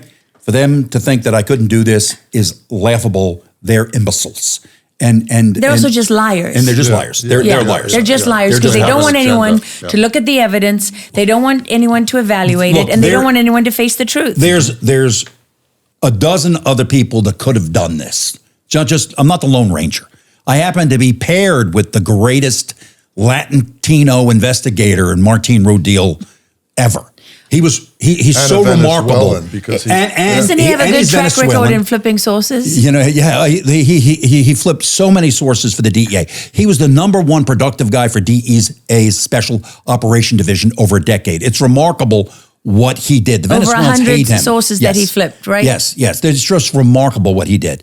And then, of course, we had resources because Patrick Byrne was the only one with the courage in the company. Oh, and then they'll attack you for and that. and They'll say Patrick attack us Byrne that, is but- crazy. No, but Patrick Byrne knew that it was wrong. Patrick Byrne put a fortune in, and I must have met with 2 or 3 dozen millionaires and billionaires who were shallow, non-patriotic, that said they put cared a and wouldn't nickel put in to us- help us. yeah. And Patrick put everything in. He was in for the fight. And sometimes he and I disagree about stuff. Yeah. But the guy is a super patriot. And without him, we wouldn't have solved the election piece. Now, I want to go back to one important thing about Martine, because he's a Venezuelan citizen, born, but what people love to say about him is that he's Mossad, because of course that's the favorite thing, right? If they can't disprove anything you're saying, then you must. Apparently, half the world works for So Mossad. let me address that. Okay. So I did meet with 2 FBI officers, and they said to me, your partner was Mossad. Your partner, Martine Rodil, recruited and ran Jonathan Pollard. And I, of course, have been around a long time. I'm 58 years old. I remember Jonathan Pollard was captured in 1984. I'd been in the agency 2 years. Martine was born in 1974, so that means Martine would have recruited Jonathan Pollard when he was 10 years old and living in the mountains of Barquisimeto, Venezuela. And I told the FBI officers that this is the most stupid thing I've ever heard. And who was Jonathan Pollard? Jonathan Pollard was an Israeli, it was a Jewish American that spied for Israel and was arrested in the 1980s for turning over a massive quantity of information to the Israelis. And because he didn't think the U.S. government was being cooperative enough with the government of Israel. He went to jail for a bunch of years. He's been released, okay? Yeah. And lives in Israel. And I think he's living in Israel now. But they claim that Martine, ran that operation when he was 10. I mean, it's and the FBI officer said to me, "It's in the file," and I said, "Wow, you guys are morons." I mean, what else can I say? What else can I say? You know what Senator Kennedy said the other once, which makes me think of that. He said, "I'm not saying you're the dumbest person on earth. I'm just saying if that person dies, you're in real trouble." No, but it's like no, but the FBI. Here's what happened, ladies and gentlemen. The Venezuelan regime has paid all sorts of individuals to plant information and to do phony research. The Spanish, they own Spain. Let's put it this way. The Cartel del Sol and their chief of intelligence used to fill a diplomatic bag with cocaine and cash, tens of millions every week, every month, sending it to Spain. They built the political party called Podemos, which means we can, which was a coalition partner in Spain. They own the Spanish intelligence service, the Spanish police, the political guys there. They own them. The Spanish are partners. They're the whores to the Cartel del Sol. That's the Spanish government, our NATO partner. I hope you guys like hearing this in Spain. Spare me. This is how powerful they are. No wonder they don't want you to be heard. Oh, they don't want me to be heard. And so the Spanish took false charges against Martine. They filed them because what did they want to do? They wanted to charge Martine with crimes, bring him to Spain, and then send him to Venezuela so they could hurt him. So they could kill him. Yeah. And so it will explain the Mossad part because he is an Israeli citizen. Yeah, he's an Israeli citizen. Because but we went, let me just say something. We went to Israel because we were following the money there. Yeah. And I met with a former security officials there who was the finance chief for the Mossad because I know him. I was, I was the chief. I was the chief of Hezbollah operations. I kind of know a lot of people around the world. And we told the Israelis, the cartel's money's in your banks. And they said, where? We told them here, here, and here. They're like, thank you. We'll go and we'll start freezing that money.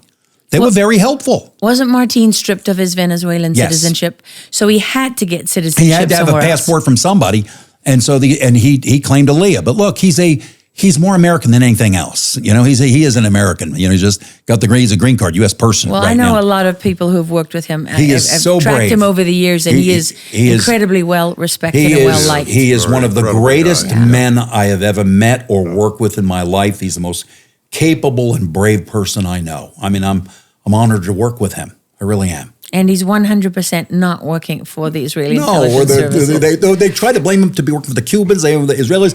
I'm sure that they'll say he's working for the Japanese next week. They'll if he flies to Japan, he's a Japanese spy. Yeah. They'll try something because they're trying to discredit probably the greatest intel collector on Latin America they've ever seen. Instead of answering the charges, instead of looking at the evidence, which now you can look at, you can read about, they call people names and they say, well, he went to Israel or he did this or he did that.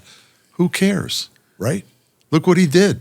Well, if they can't discredit the evidence, right? They go after the messenger. That's it. We've seen this tactic over and over and over again. Exactly. That's what they do to Gary. That's what they do to Martine. Right. So I want to know from you, Ralph, working with Gary, writing his stories, it's like being handcuffed to a hurricane. Right? Yeah. You're a brave man yourself. No, not really. No. Gary, no, but they knew it was him. He knew early. He knew everything. Yeah. He knew everything. Actually, I was approached by Martine. So Martine, I didn't know Gary was involved. So I met Martine, a DEA agent, was a friend of mine, was visiting Los Angeles where I live. And one day he said, I want you to meet this friend of mine. He's the most amazing person I know. And we're going to have lunch with him. I'm like, great.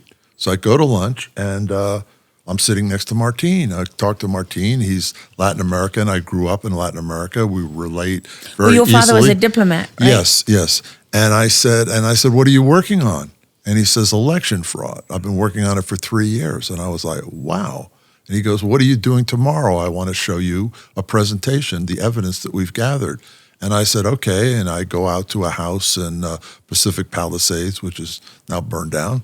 And I sit for this presentation, 3.5 hours, at the end of which I'm like, oh my God, this is it.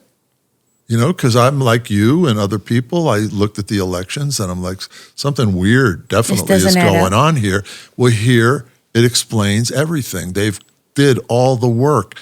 They went through all the corporate shenanigans that these people have done. They went through the company that they launder money through from China. It's all there, right? And at the end of it, I said, Martin, I'm floored. What do you want? How can I help you? And he said, write a book. I said, okay, here we go. We go outside and he gets a call and it was from Gary. And he says, oh, I'm talking to Gary, a friend of yours. And I said, say hello to Gary. And that's when I started to put it together. Well, these two guys are working together. I figured it was a bigger team of people, but it was only the two of them. And then that's when you realized that, well, that's the Gary who I know, my friend. Gary is, whose book I wrote. Gary is a couple of books. We wrote a novel together called The Walk-In. The Walk-In. Gary's the real deal. And I then mean, we wrote a did policy Jawbreaker. We didn't get one person coming forward saying anything in it was inaccurate. Well, you've never been sued.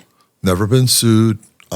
Gary is for real. Don't want to tempt fate there. He can get boisterous. He can get excited, which is fine. Personally, I love that. Yeah. I mean, I got a little Italian, Sicilian in me. That's my style. Yeah, it's okay. It's okay. You're passionate, right? So well, that makes Ralph us became part of the team. That makes for us 2 the years. most dangerous thing of all, Gary. It's uncontrollable. Yes. That's what they hate more than anything else. Right, that's right. It's one thing if you're left or you're right, they'll figure out a way to play you. But the thing they don't want more than anything else in the world is someone they cannot control. That's right. Let me add one other thing. One other person we have, well, there's a couple of people to mention. First off, Blues Buchholz is a guy that works with me, an Army officer, who's an IED guy, did 8 years in Afghanistan. So he's like right next to me on all this stuff. And when I did the videos, he helped me make them. He wrote them. We did this. We did all of this together because he's a staff Army officer. He was an enlisted guy first. He's got 2 master's degrees. So he's part of the team, Another person who was very important to us was Barbara Ladine. Barbara Ladine was a staff member of the Judicial Committee. Mm-hmm. She has been a hero. She was our Sherpa that dragged us around Washington to every one of those congressmen that would see us and has helped us and gave us great advice. Yeah. And she was married to the great Michael Ladine, Yeah, and you, Michael, too. But Barbara Ladine was really a hero to us and was always telling us. Another family, by the way, that's been relentlessly attacked. Yeah, she was always, don't give up, stand. I mean, when we needed a pep talk, if we needed one, she would give it to us and she would tell us, you're going to do this, and we always listened to her. She provided great advice. I want you to, Ralph, can you take me back to something you just mentioned? Mm-hmm. You went right past it, talking about the Chinese company that funnels the money. Can you explain the role of the Chinese? I know the Venezuelans, created this and set it up with Castro and the Cubans, but at which point do the Chinese come into it? I think they came in, quite early with money. They saw this as an opportunity to fulfill what they call hybrid warfare, unrestricted warfare, which is their philosophy of how you don't confront an enemy, you undermine them through these different methods. Slowly, you play the long game. That's right. In a sense, they have multiple lines of operation. That's right. And election fraud is one line of operation. Drug warfare is another line of operation. That's right. And you look for the vulnerabilities. Like where can we, how can, when you look at the United States, there are a lot of vulnerabilities because we're an open society. The key here is the fact that our intelligence services have become so corrupted and weak. We depend on that because even our counterintelligence. Even our military counterintelligence? No. I haven't seen penetrations of military counterintelligence. Civilian, no one talks about them. Yeah, but I think that's where we should build. Most of the CI service should come out of the military. I'm not kidding. But on the Chinese, hardware. Yeah. You got to mention that. Yeah. So they manufactured the machines. Oh, Okay. yes, of course. So they would manufacture them in China. With the modems, the things That's that right. connect to the internet That's that they right. say are not connected. That's right. And with all the backdoors. They'd ship them to Taiwan, slap a made in Taiwan label on them, and then ship them here to the United States, load them with Venezuelan software, and there you got it. And what about the Serbs? I know there's a The Serbian Serbs component to this. they were important because the Chinese have these big Huawei servers in Serbia. And all of these machines are connected to those servers. And so what happens is that, when there's an election, the machines are sending the data to the servers, and the steal happens in Serbia using those servers. And they have all kinds of engineers. They have Venezuelan engineers, they have Iranian engineers, Chinese engineers, and they're sitting there manipulating all this information. And then they ship over through the same system the results. And that's what we're shown are the results. You never see what goes on, behind the wall, behind the... Yeah. John Paulus, Yes. the owner and CEO of Dominion, went to college with a Serb by the name of Goran Obradović. They opened up an office in Belgrade, which was their research office. That research office, as Ralph had stated, had Serbian, Venezuelan, Chinese system administrators, up to 98 of them, and they were connected to the swing states in the United States using Huawei servers from China. And we could see the links from there, and they were reporting back to Hong Kong. Now, you have this other imbecile, Mr. Krebs Chris Krebs from CISA. From CISA stating, after 2020, when there were claims of election theft, he literally called Dominion and Smartmatic on the phone. We're paying our tax dollars to a head who's in Homeland Security, who's colluding with the responses with the criminals to respond to American questions about election theft. Yeah, well, CISA itself has those criminals have a seat at the table. They did. That's what it's founded and so on. I think that Donald Trump removed like 1,800 people out of the 3,000 in the first week over there at CISA. But the Serb part in this was very, very large. Is it Serbian government or Serbian individuals? Look, the Serbian government, their counterintelligence service was protecting them. They were involved. The counterintel service was providing cover for them and protection for them. And that Serbian government was very, very close to the Chinese because the Chinese have replaced the Russians in Serbia as the largest investors. So money this was a very complicated thing look, and there are some people are investigative services, in the FBI and Homeland Security. There's some they're great people there. And I know I've been harsh there are still great people in our services. The problem is the leaderships have been corrupted. I'm sorry. There's over 1,500 American citizens were tortured over January 6th. So my patience I know. I'm mad at them too. I'm really my mad about patience that. for but them not is very thin. But I have some of them I'm working with right now. I know there's some good people There's some of them right now that are help save us. Not enough. There's some of them right now on our team going after the machines, going after the criminals. So I don't want them to feel bad. But the problem was the coverage and the dominance of the United States diplomatic and intelligence apparatus was so great. What they did was they turned off collection. So what does that mean? If you looked at the DEA at the end of the Trump administration, when the Biden people came in 2020, there were 11 or 12 people in DEA SODs, Special Operation Divisions, team that were doing in Venezuela. Within 3 months, there was only one. So during the period of the Biden presidency from 2020 to 2024, the single greatest narco unit and cartel on the planet with $2.7 billion worth of drug trafficking, thousands of tons, only had one DEA officer working against it. Isn't that amazing? What a disgrace those people are. That's exactly the same thing. They set the conditions, but right? CIA turned off collection too. They willfully blind you. 20 years ago, and I'm just going to make a comment, I don't want to go further into specificity. I sat in a meeting in the CIA where a very senior U.S. political official came in and told us all to stand down on Cuban operations. And I was in Bolivia in a knife fight with the Cubans trying to keep democracy alive and stop the MAS, the Movimiento al Socialismo, from taking over. And I knew at that moment that something horribly wrong. But the majority of the people in that room, only one other man looked at me, and we talked afterwards because he had been COS in Havana, and he was in another place, and he was fighting. Chief of station in Havana. He was chief of station, and we both said, "This is bullshit. Yeah. This is wrong." And so the two of us refused to stand down, and so I left the agency. I retired at that point. That other chief of station was pitched by the Cubans.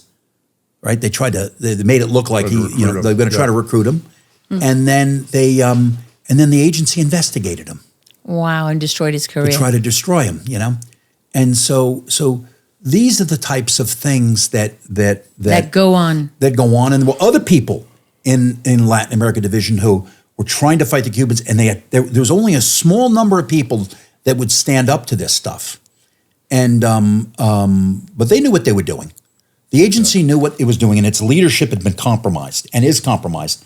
And so I would ask President Trump as early as possible, convene a commission and create a new intelligence organization. Sam Faddis was a very capable former CIA officer, wrote a book called Beyond Repair over a decade ago. I would use that book as the model, but you must create a counterintelligence service like Britain's MI5. And to do that, you have to save the country. Yeah. I know, the problem for President Trump is he comes in and there's so many problems. There were so many things he had to deal with. He had to deal with the economy. He had to deal with hundreds of thousands of people that were put in here, illegally. They'll close the border. He had to deal with all sorts of illegal investigations against him. Yeah. I'm not angry at the president for not getting to this yet, but he has to get to it now. Yeah. He has to get to the intelligence threats to this country what if now. If he doesn't get to elections before the midterms? He's got to get to it all now. It's going to be a massacre. He's out of time. You're out of time, Mr. President. Yeah. And so and people want him to wait, and then in a blink of an eye, it's going to be, well, you can't do that because we've got the midterms. Anyone who allows anyone who recommends that the regime in Venezuela be allowed to remain for 3 months or 6 months or a transition is a traitor. They're giving them time to survive. And any why? one of them. So do you see on the cards increased U.S. Involvement in Venezuela, land operations, airstrikes? I hope so. It's the worst. This has been the worst attack on the United States. Yeah. Look, 9/11 was bad because in 9/11 they killed 3,000 of our people. But they weren't on the verge of taking over our country. They almost took over the country. Listen, had Kamala Harris won that election, they would have put 24, they would have used the Wyden plan where it's going to expand the Supreme Court up to 24, have multiple mini courts. They're determined, the people on the left are determined to change the nature of America, and they've teamed up with our enemies and the Soros people for financing. That's what this is. That's who conservatives are lined up against. Why does nobody do anything about George Soros? Why?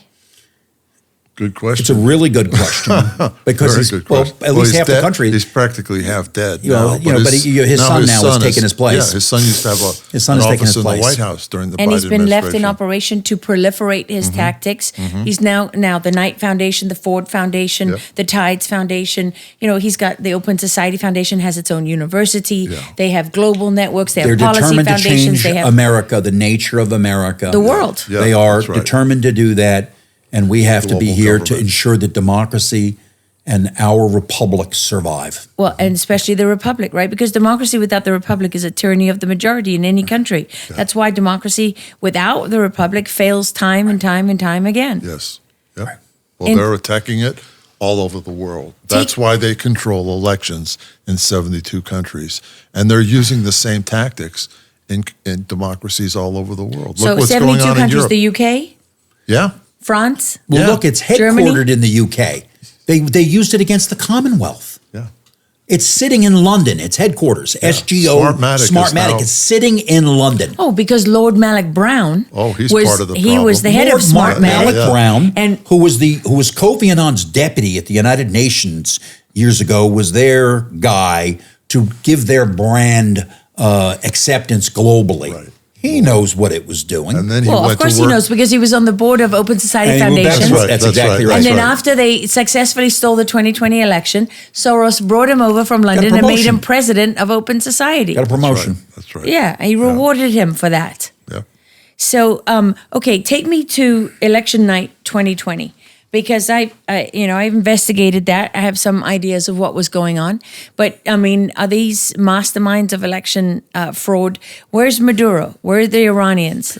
The Iranian foreign minister was actually in 2020 in Havana, not in Havana, in Caracas. Which is the capital of Venezuela. Was in Caracas with Maduro, watching them steal the election from Donald Trump and having a great time.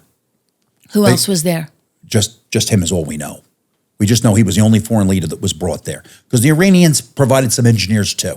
There were Iranian engineers inside the CNE. So he was brought over to watch it there, watch it steal it from Trump. Watch us punish the Americans. Very interesting. Do you seriously think that the Trump administration is going to do anything about it? There's a lot of concern among millions of Trump voters that it's taken too long, that at this point over 700 people had been arrested by Biden, right. And that people question Pam Bondi, people question Susie Wiles, people question Kash Patel, Dan Bongino, and they're frustrated that there haven't been any indictments and the clock is ticking. We started off by interacting with the DNI's office. Yeah. And there was one lawyer, they were trying to get into the thing, I don't want to say his name, making efforts. And he eventually, after 8 months, became the key guy in the White House now. But there were 8 months of blockers. For 8 months, people in the DNI and in the White House blocked the individual that is now in place to lead the effort on an election integrity. But at the same time, the FBI has engaged with a very large team on all of these things on Cartel del Sol, on all of the election fraud, the narco trafficking, the money laundering. They put a bounty on Maduro's head. They declared Cartel del Sol an FTO. They've done their own investigation. They've gone through all of the evidence that was presented by Martine and Gary, and they had to look at it themselves. It took them months, which they've done. The intelligence community didn't report our information. It had to go in there privately to the president. He has seen it all, but not because of the intelligence community. They did not want to provide the information that we provided. If they did everything possible to block it. If they do not act on this information and secure our elections, what chance do we have? Not much. That's why people need to become aware of what's going on, and they need to put pressure on the administration to act. That's one of the purposes of the book, right? Now you see the evidence. You try to pick a hole in it. This is how the whole thing was engineered. Gary has told you how much penetration is that they have made into our national security apparatus. And the president is trying to fight this on his own. The trouble with Kash Patel and these other people, they come into these departments, they're spending, half of their time or more trying to figure out who within their organization they can trust. Who's undermining them? Who's working against them? Who all the traitors Who's are. dragging their feet? So it's the job of the American people. If you want a democracy, if you want to preserve it, If you want a republic. if you want your vote to count, you better raise your voice and and pressure this administration to act. Say, we know, we've seen the evidence, we want action.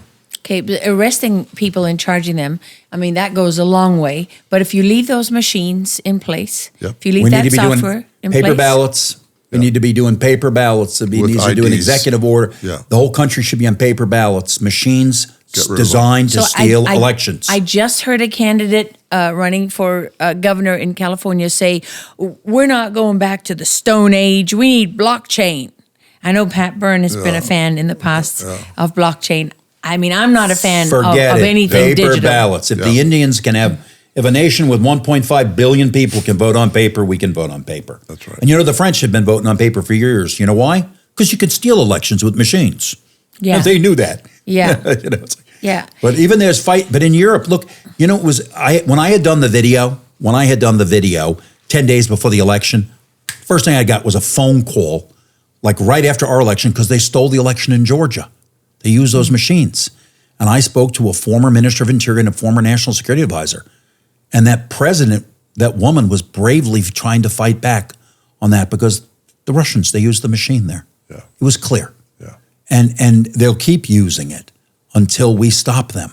Well, of course they will. And then that's why you see these ballot dumps, right? Because they manipulate the results on the computer. That also explains these graphs when, you know, you got sort of Trump, you know, ahead of Biden all the way, and then suddenly it dips, and it's too uniform to mirror reality because votes just never come in That's right. in those kind of numbers. So you see things like that. But then that's also when you see people bringing in physical boxes of ballots No, well, because the they have to mail-in make ballots, sure they have to make sure that the count of physical ballots in the audit matches Yeah. the number of votes, right? It's also why they do automatic voter registration because if then that means when you turn 18, you're registered to vote, and they got 3 years to vote in your name before you get to 21. That's why when they take over these contracts, they get the voter log so that For 30 years, they get the data. They know everybody's data. They They make the know poll book. where they can find the dead people that they need to get certain votes. They plan this, as Gary said before. It's meticulous. A year in It's meticulous. advance. These guys are experts at this. It's not just a few guys in a back room.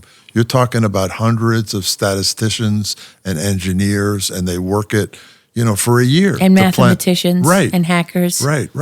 When we had a map out of Colorado when we were talking to our engineers, the guys that designed it and stole the elections. And we looked at it and we said, look, you know, it's Denver here and Colorado Springs, all the Democrats, they said, and they looked at us in pity, you know? Yeah. Like, here's something. They said, no, we just go to every one place where Trump wins 70-30 and he's winning 68 or he's Shaved we, off. we shave in every other place. We don't go near a Democratic place because when they want to do recounts, they're going to go to the Democratic places. They don't realize we shaved in every other committee. We know every other county. We know how to do this.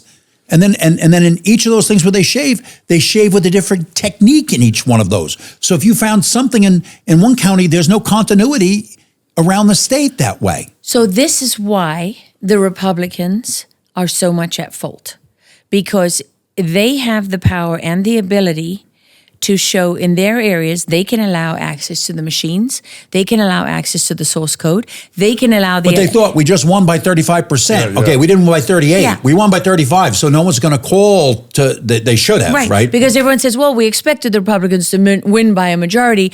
Oh, it was a little less than we thought it was going to be, but they still won, that's so, right. you know, no harm, no foul. But the evidence of the fraud is right there, and they could They show never it. looked at it. Well, they've been asked. There are Republicans who've been asked, and they've declined. Yeah. So it makes you wonder, you know, who they really are. And- or Maybe who's- they're on the payroll, Or who's too. paying them. The money's so gigantic.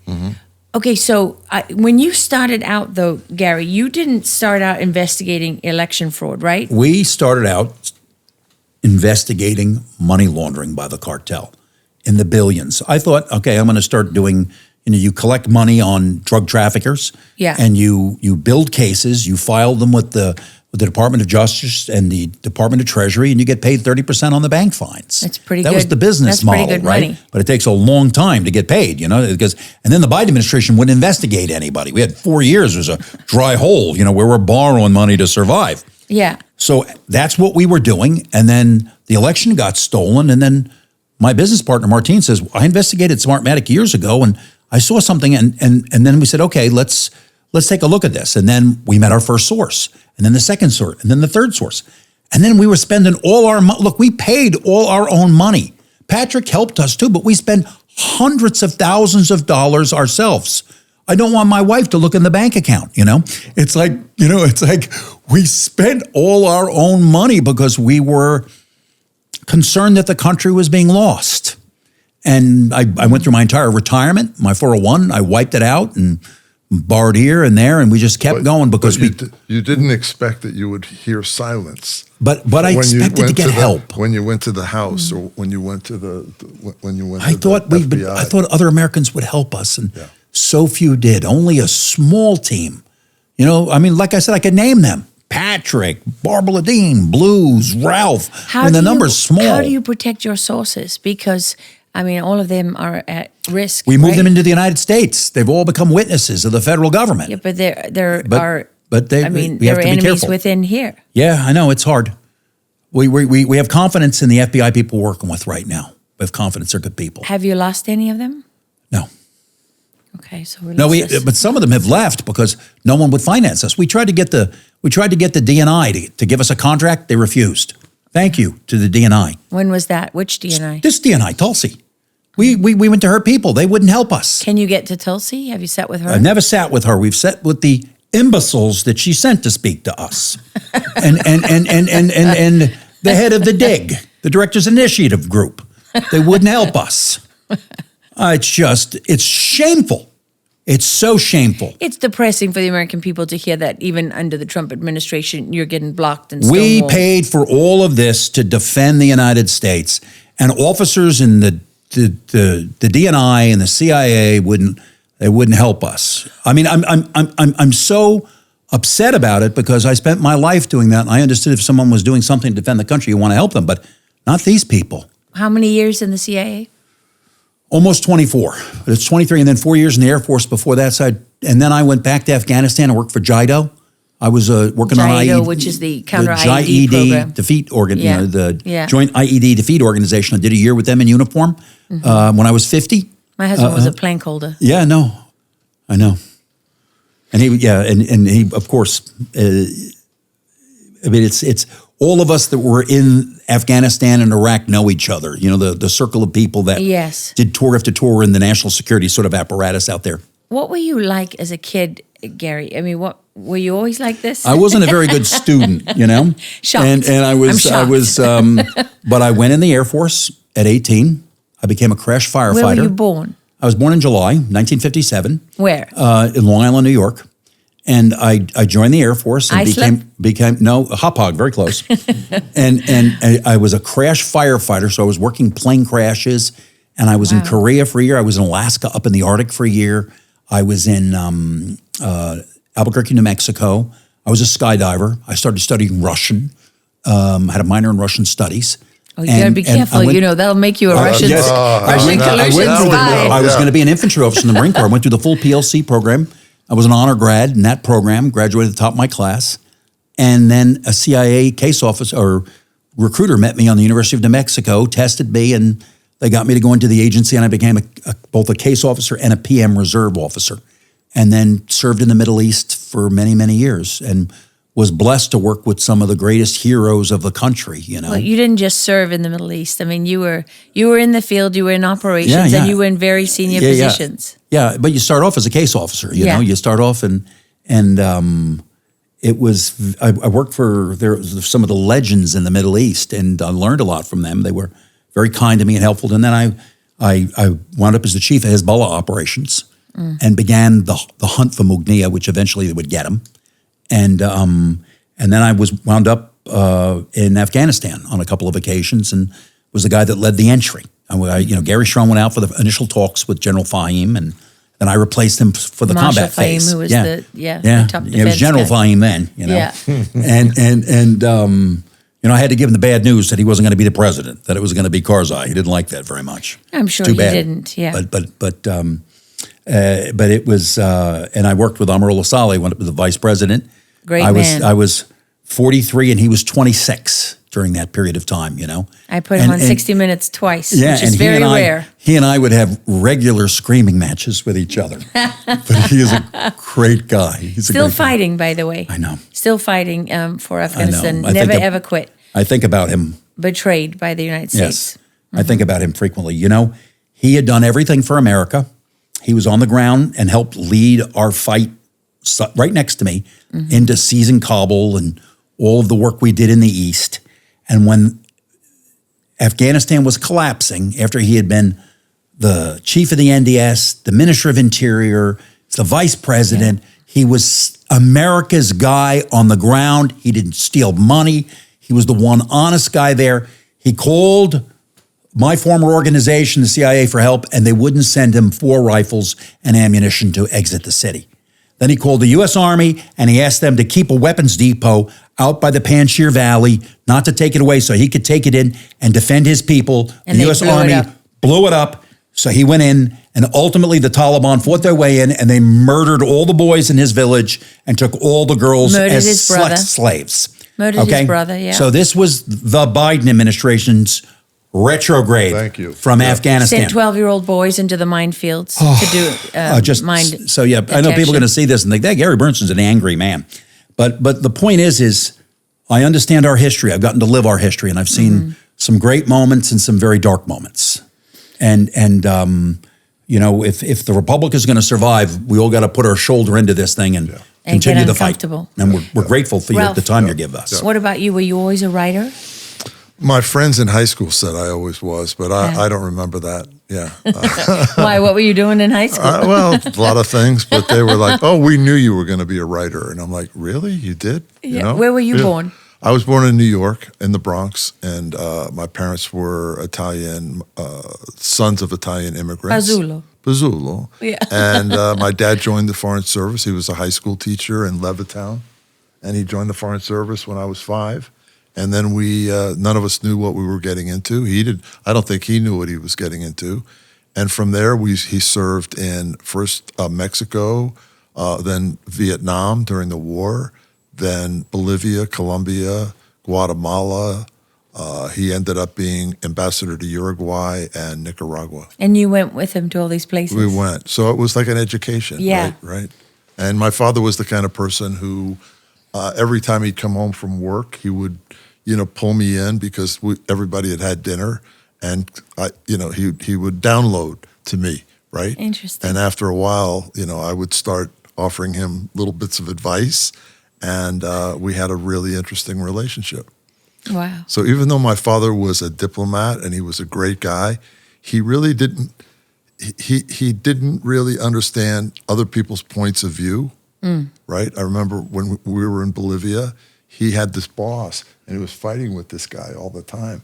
And one night I said, "Hey, Dad, did you ever consider what he's dealing with the ambassador and the DCM and other things at the embassy?" And he's like, "What are you talking about?"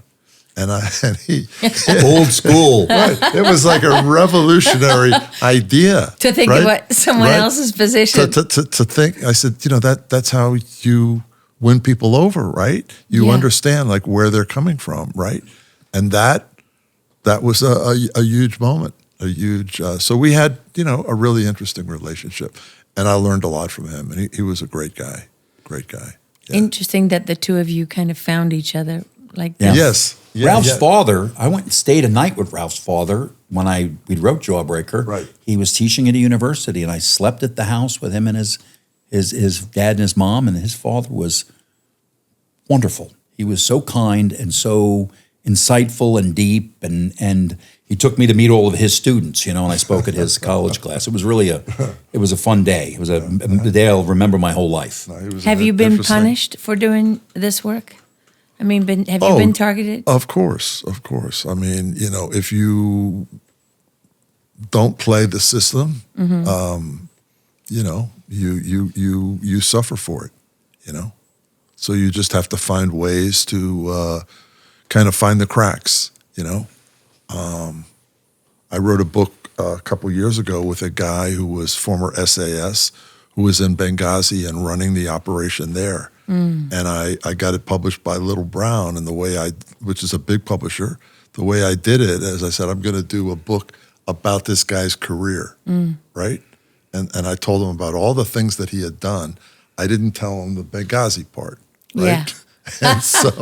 and so You just slipped that in there. that with was the- like, when the book was coming out right before the 2016 election, they called me to New York, and they were like, and at this point it had already been proofread and their lawyers had been through it, and they were like, "There's the 3 chapters in there about Benghazi. It's Secretary Clinton is very upset about this." I said, "Well, her name isn't mentioned. It's just how the operation was run out of the State Department and so on and so forth." They were like, "We're going to get killed And I'm like, Amazing, isn't it?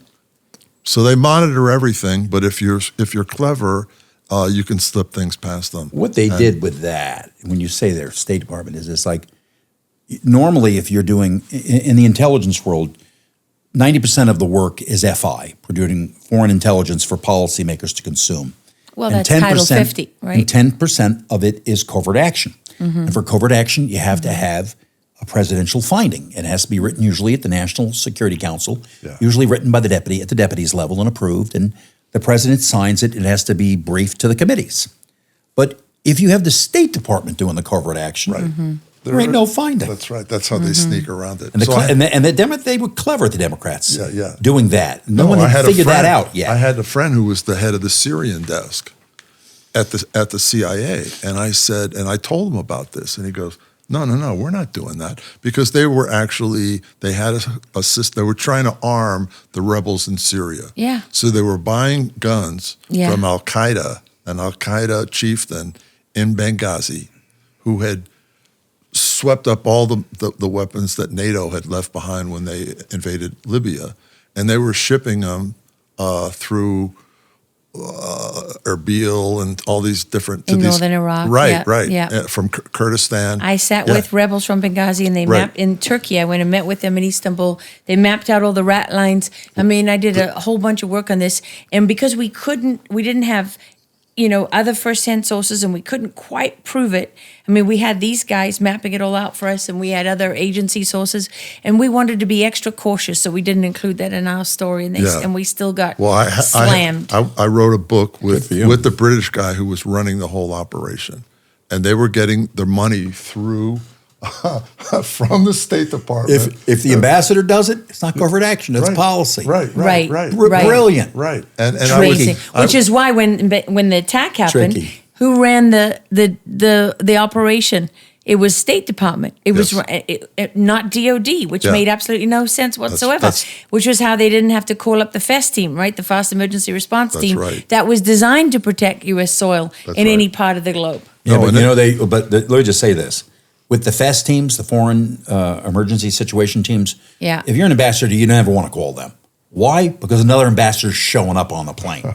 You want the CIA's team to come. The ambassador was dead at that point. I know, but what I'm just saying is most people don't want a FES team in an emergency because a second ambassador comes. They want a smaller team. In that situation, though, different. Take whoever I can get. At that point, they would take whoever they. And let's not forget, Tyrone Woods and Glenn Doherty died because they didn't call a FES team. Right. That's right. And in fact, there were two Delta guys who went down in a plane that they hired. They went around the embassy collecting money from everybody, got a plane, flew down to Benghazi, got a local militia they were working with, and they fought their way into that annex. Otherwise, those guys would have been dead, hostages, and then killed. Yeah. There's 25 other ways they could have supported those guys, and they didn't. Right. No, because the decision was made 10 minutes in that they weren't going to do it. Right. Because the deputy ambassador, Greg Hicks, told me on camera, same thing he said under oath on the Hill. He said 10 minutes into the attack, because Chris Stevens called him when he was under attack, said it's a terrorist attack, and he said to the defense attaché, who's your top spy in the embassy for the military, right? And he says, and the defense attaché looked at him and said, I'm sorry, Greg, cavalry ain't coming. And he said, and that decision never changed. Yeah.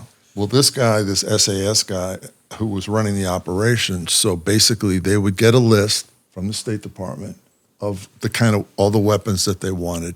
He would drive out to this compound, give it to this guy. A State Department guy would show up with a briefcase full of cash. They'd transfer it to the Al-Qaeda leader. They'd ship the weapons to, I think, Turkey first, and then it went up to Turkestan. And they had this whole thing set up, but what happened was there were 9 different teams in Benghazi, all contractors working different programs, and none of them communicated with one another, except they had an agreement that if we're attacked, we'll all pitch in. But everybody was doing, so a different team picked up this Al-Qaeda guy's nephew, and they had him in the annex, and they were working him over because he was causing trouble in the city, and they were trying to find out who he was connected to. So the next time they got a list from the State Department and they went out to the compound, the guy put knives up to their heads and said, you betrayed us, we're going to kill you. And they're going like, no, we're not Americans, we're Brits. We don't know what the hell you're talking about, but we'll find out. And he went, okay, here are my conditions. The price is doubled for everything, and I want a visit from the ambassador to apologize. And he told the State Department, don't send Ambassador Stevens to Benghazi because we don't trust this guy. And they sent Ambassador Stevens to apologize to this guy. And that night, the compound was attacked. And Al-Qaeda had said publicly they were going to attack the Special Mission Compound in Benghazi. They had said they were going to attack the British ambassador. They did. Yep. They said they were going to attack the Red Cross. They did. And then they said they were going to attack the Americans. So and then they sacrificed. sacrificed. It was a sacrifice. Yeah. And he didn't want to go. He knew it was dangerous. And then they leaked rumors that he was gay and he was meeting some love, and all the other disinformation that they did to disgrace the first American ambassador killed in more than half a century. Yeah, disgusting. Yeah. And you know what else that was? That was the beginning of their policy of leaving Americans behind, because they left them behind in Afghanistan, they left them behind in Gaza, they left them behind in Benghazi, and the one defining principle of the United States military and armed forces is no man left behind, which they took from the French Foreign Legion. Yeah. Except until those guys got into office. Recently, and then they specialize in leaving Americans behind, betraying their people. It's disgusting. Disgusting is right. Yeah. Well, let's hope. I'm sure you've missed your flight by now, Gary. Okay. I'm not apologizing. I've been waiting to pin you down for years. It was a cheap ticket. I'm a cheap date. I had a ticket from Austin to Orlando for $90. I can lose the ticket. Well, hopefully you've got time to change it. I just want to thank you both. I'm not a very good salesperson, so this is not a sales pitch. This is something I can honestly tell people. This is one of the most important books that you will ever read in your life. You don't have to take Gary's word for it or your word for it, Ralph. Read the book and make up your own mind, because if we don't fix this, then we're in real trouble. And it's the same if there's no accountability. If you read this and you decide that you want to see these people held accountable and you raise your voice, maybe we'll get what is needed. Yes. But midterms are coming up, 47 congressional seats up for grabs. Democrats only need 6 to flip the House. Yeah, look at what just happened in New York City. We don't want that happening in other cities and counties across the country. I mean, seriously. Yeah, seriously. Yeah, we've got a lunatic jihadist, a Marxist running the New York less than 25 years after almost 3,000 Americans were killed on 9/11. If you had told people back then that this would happen, they would go, get out of here, you're crazy. Yeah. And 38% of Jewish New Yorkers voted for him. Are you kidding me? That's stunning. It is. It's beyond belief. It's like marching like lambs to the slaughter and then saying, would you like us to gas ourselves? I mean, would that make it easier for you so you don't have to do it? Well, that we will, if we don't act now, we will be living in a country and in a world that we don't recognize. Yep. A world, by the way, where white people don't have a very good spot, because that's been made very clear. Well, I want to thank both of you. I know it's not easy what you've been doing. I will do, I really hope and wish you success in getting the word out so that people can learn about this and make up their own minds. And I mean, I can't imagine that anyone could read this and not be compelled, unless you're ideologically blinded like some of the idiots that are writing hit pieces on you, repeating the old conspiracy theories about you, especially Gary, and you and your team. And I know how hard it's been. I've witnessed that over the years of working on this. I know a lot of the people that you've been working with, and I would just love people to understand that when you're planning your weekend and your vacation and what movie you're going to go and see and all of these things, that there are people like the two of you that are working day and night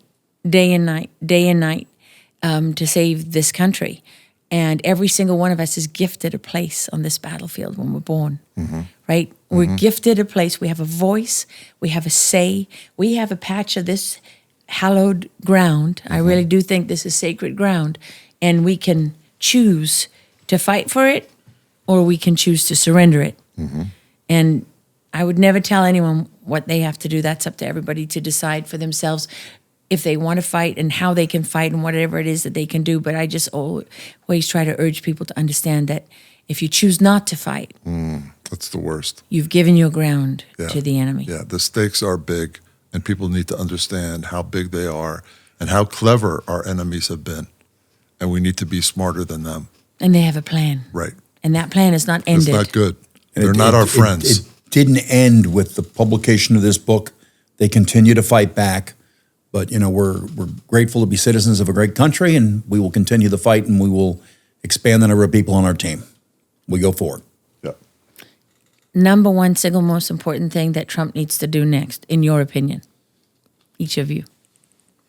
End the regime in Venezuela immediately. They will be great partners.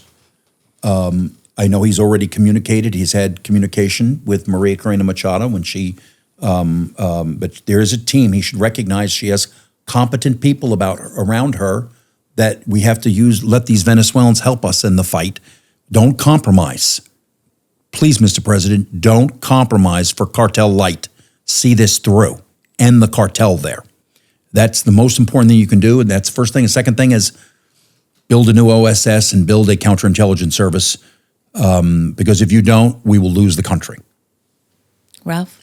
Dismantle the whole system that our enemies have been using to steal elections from us, so that we have a fighting chance. And the American people, the system was designed for people to express their opinions through the vote, and not the opinions of Venezuelans or Chinese or Cubans, not their will.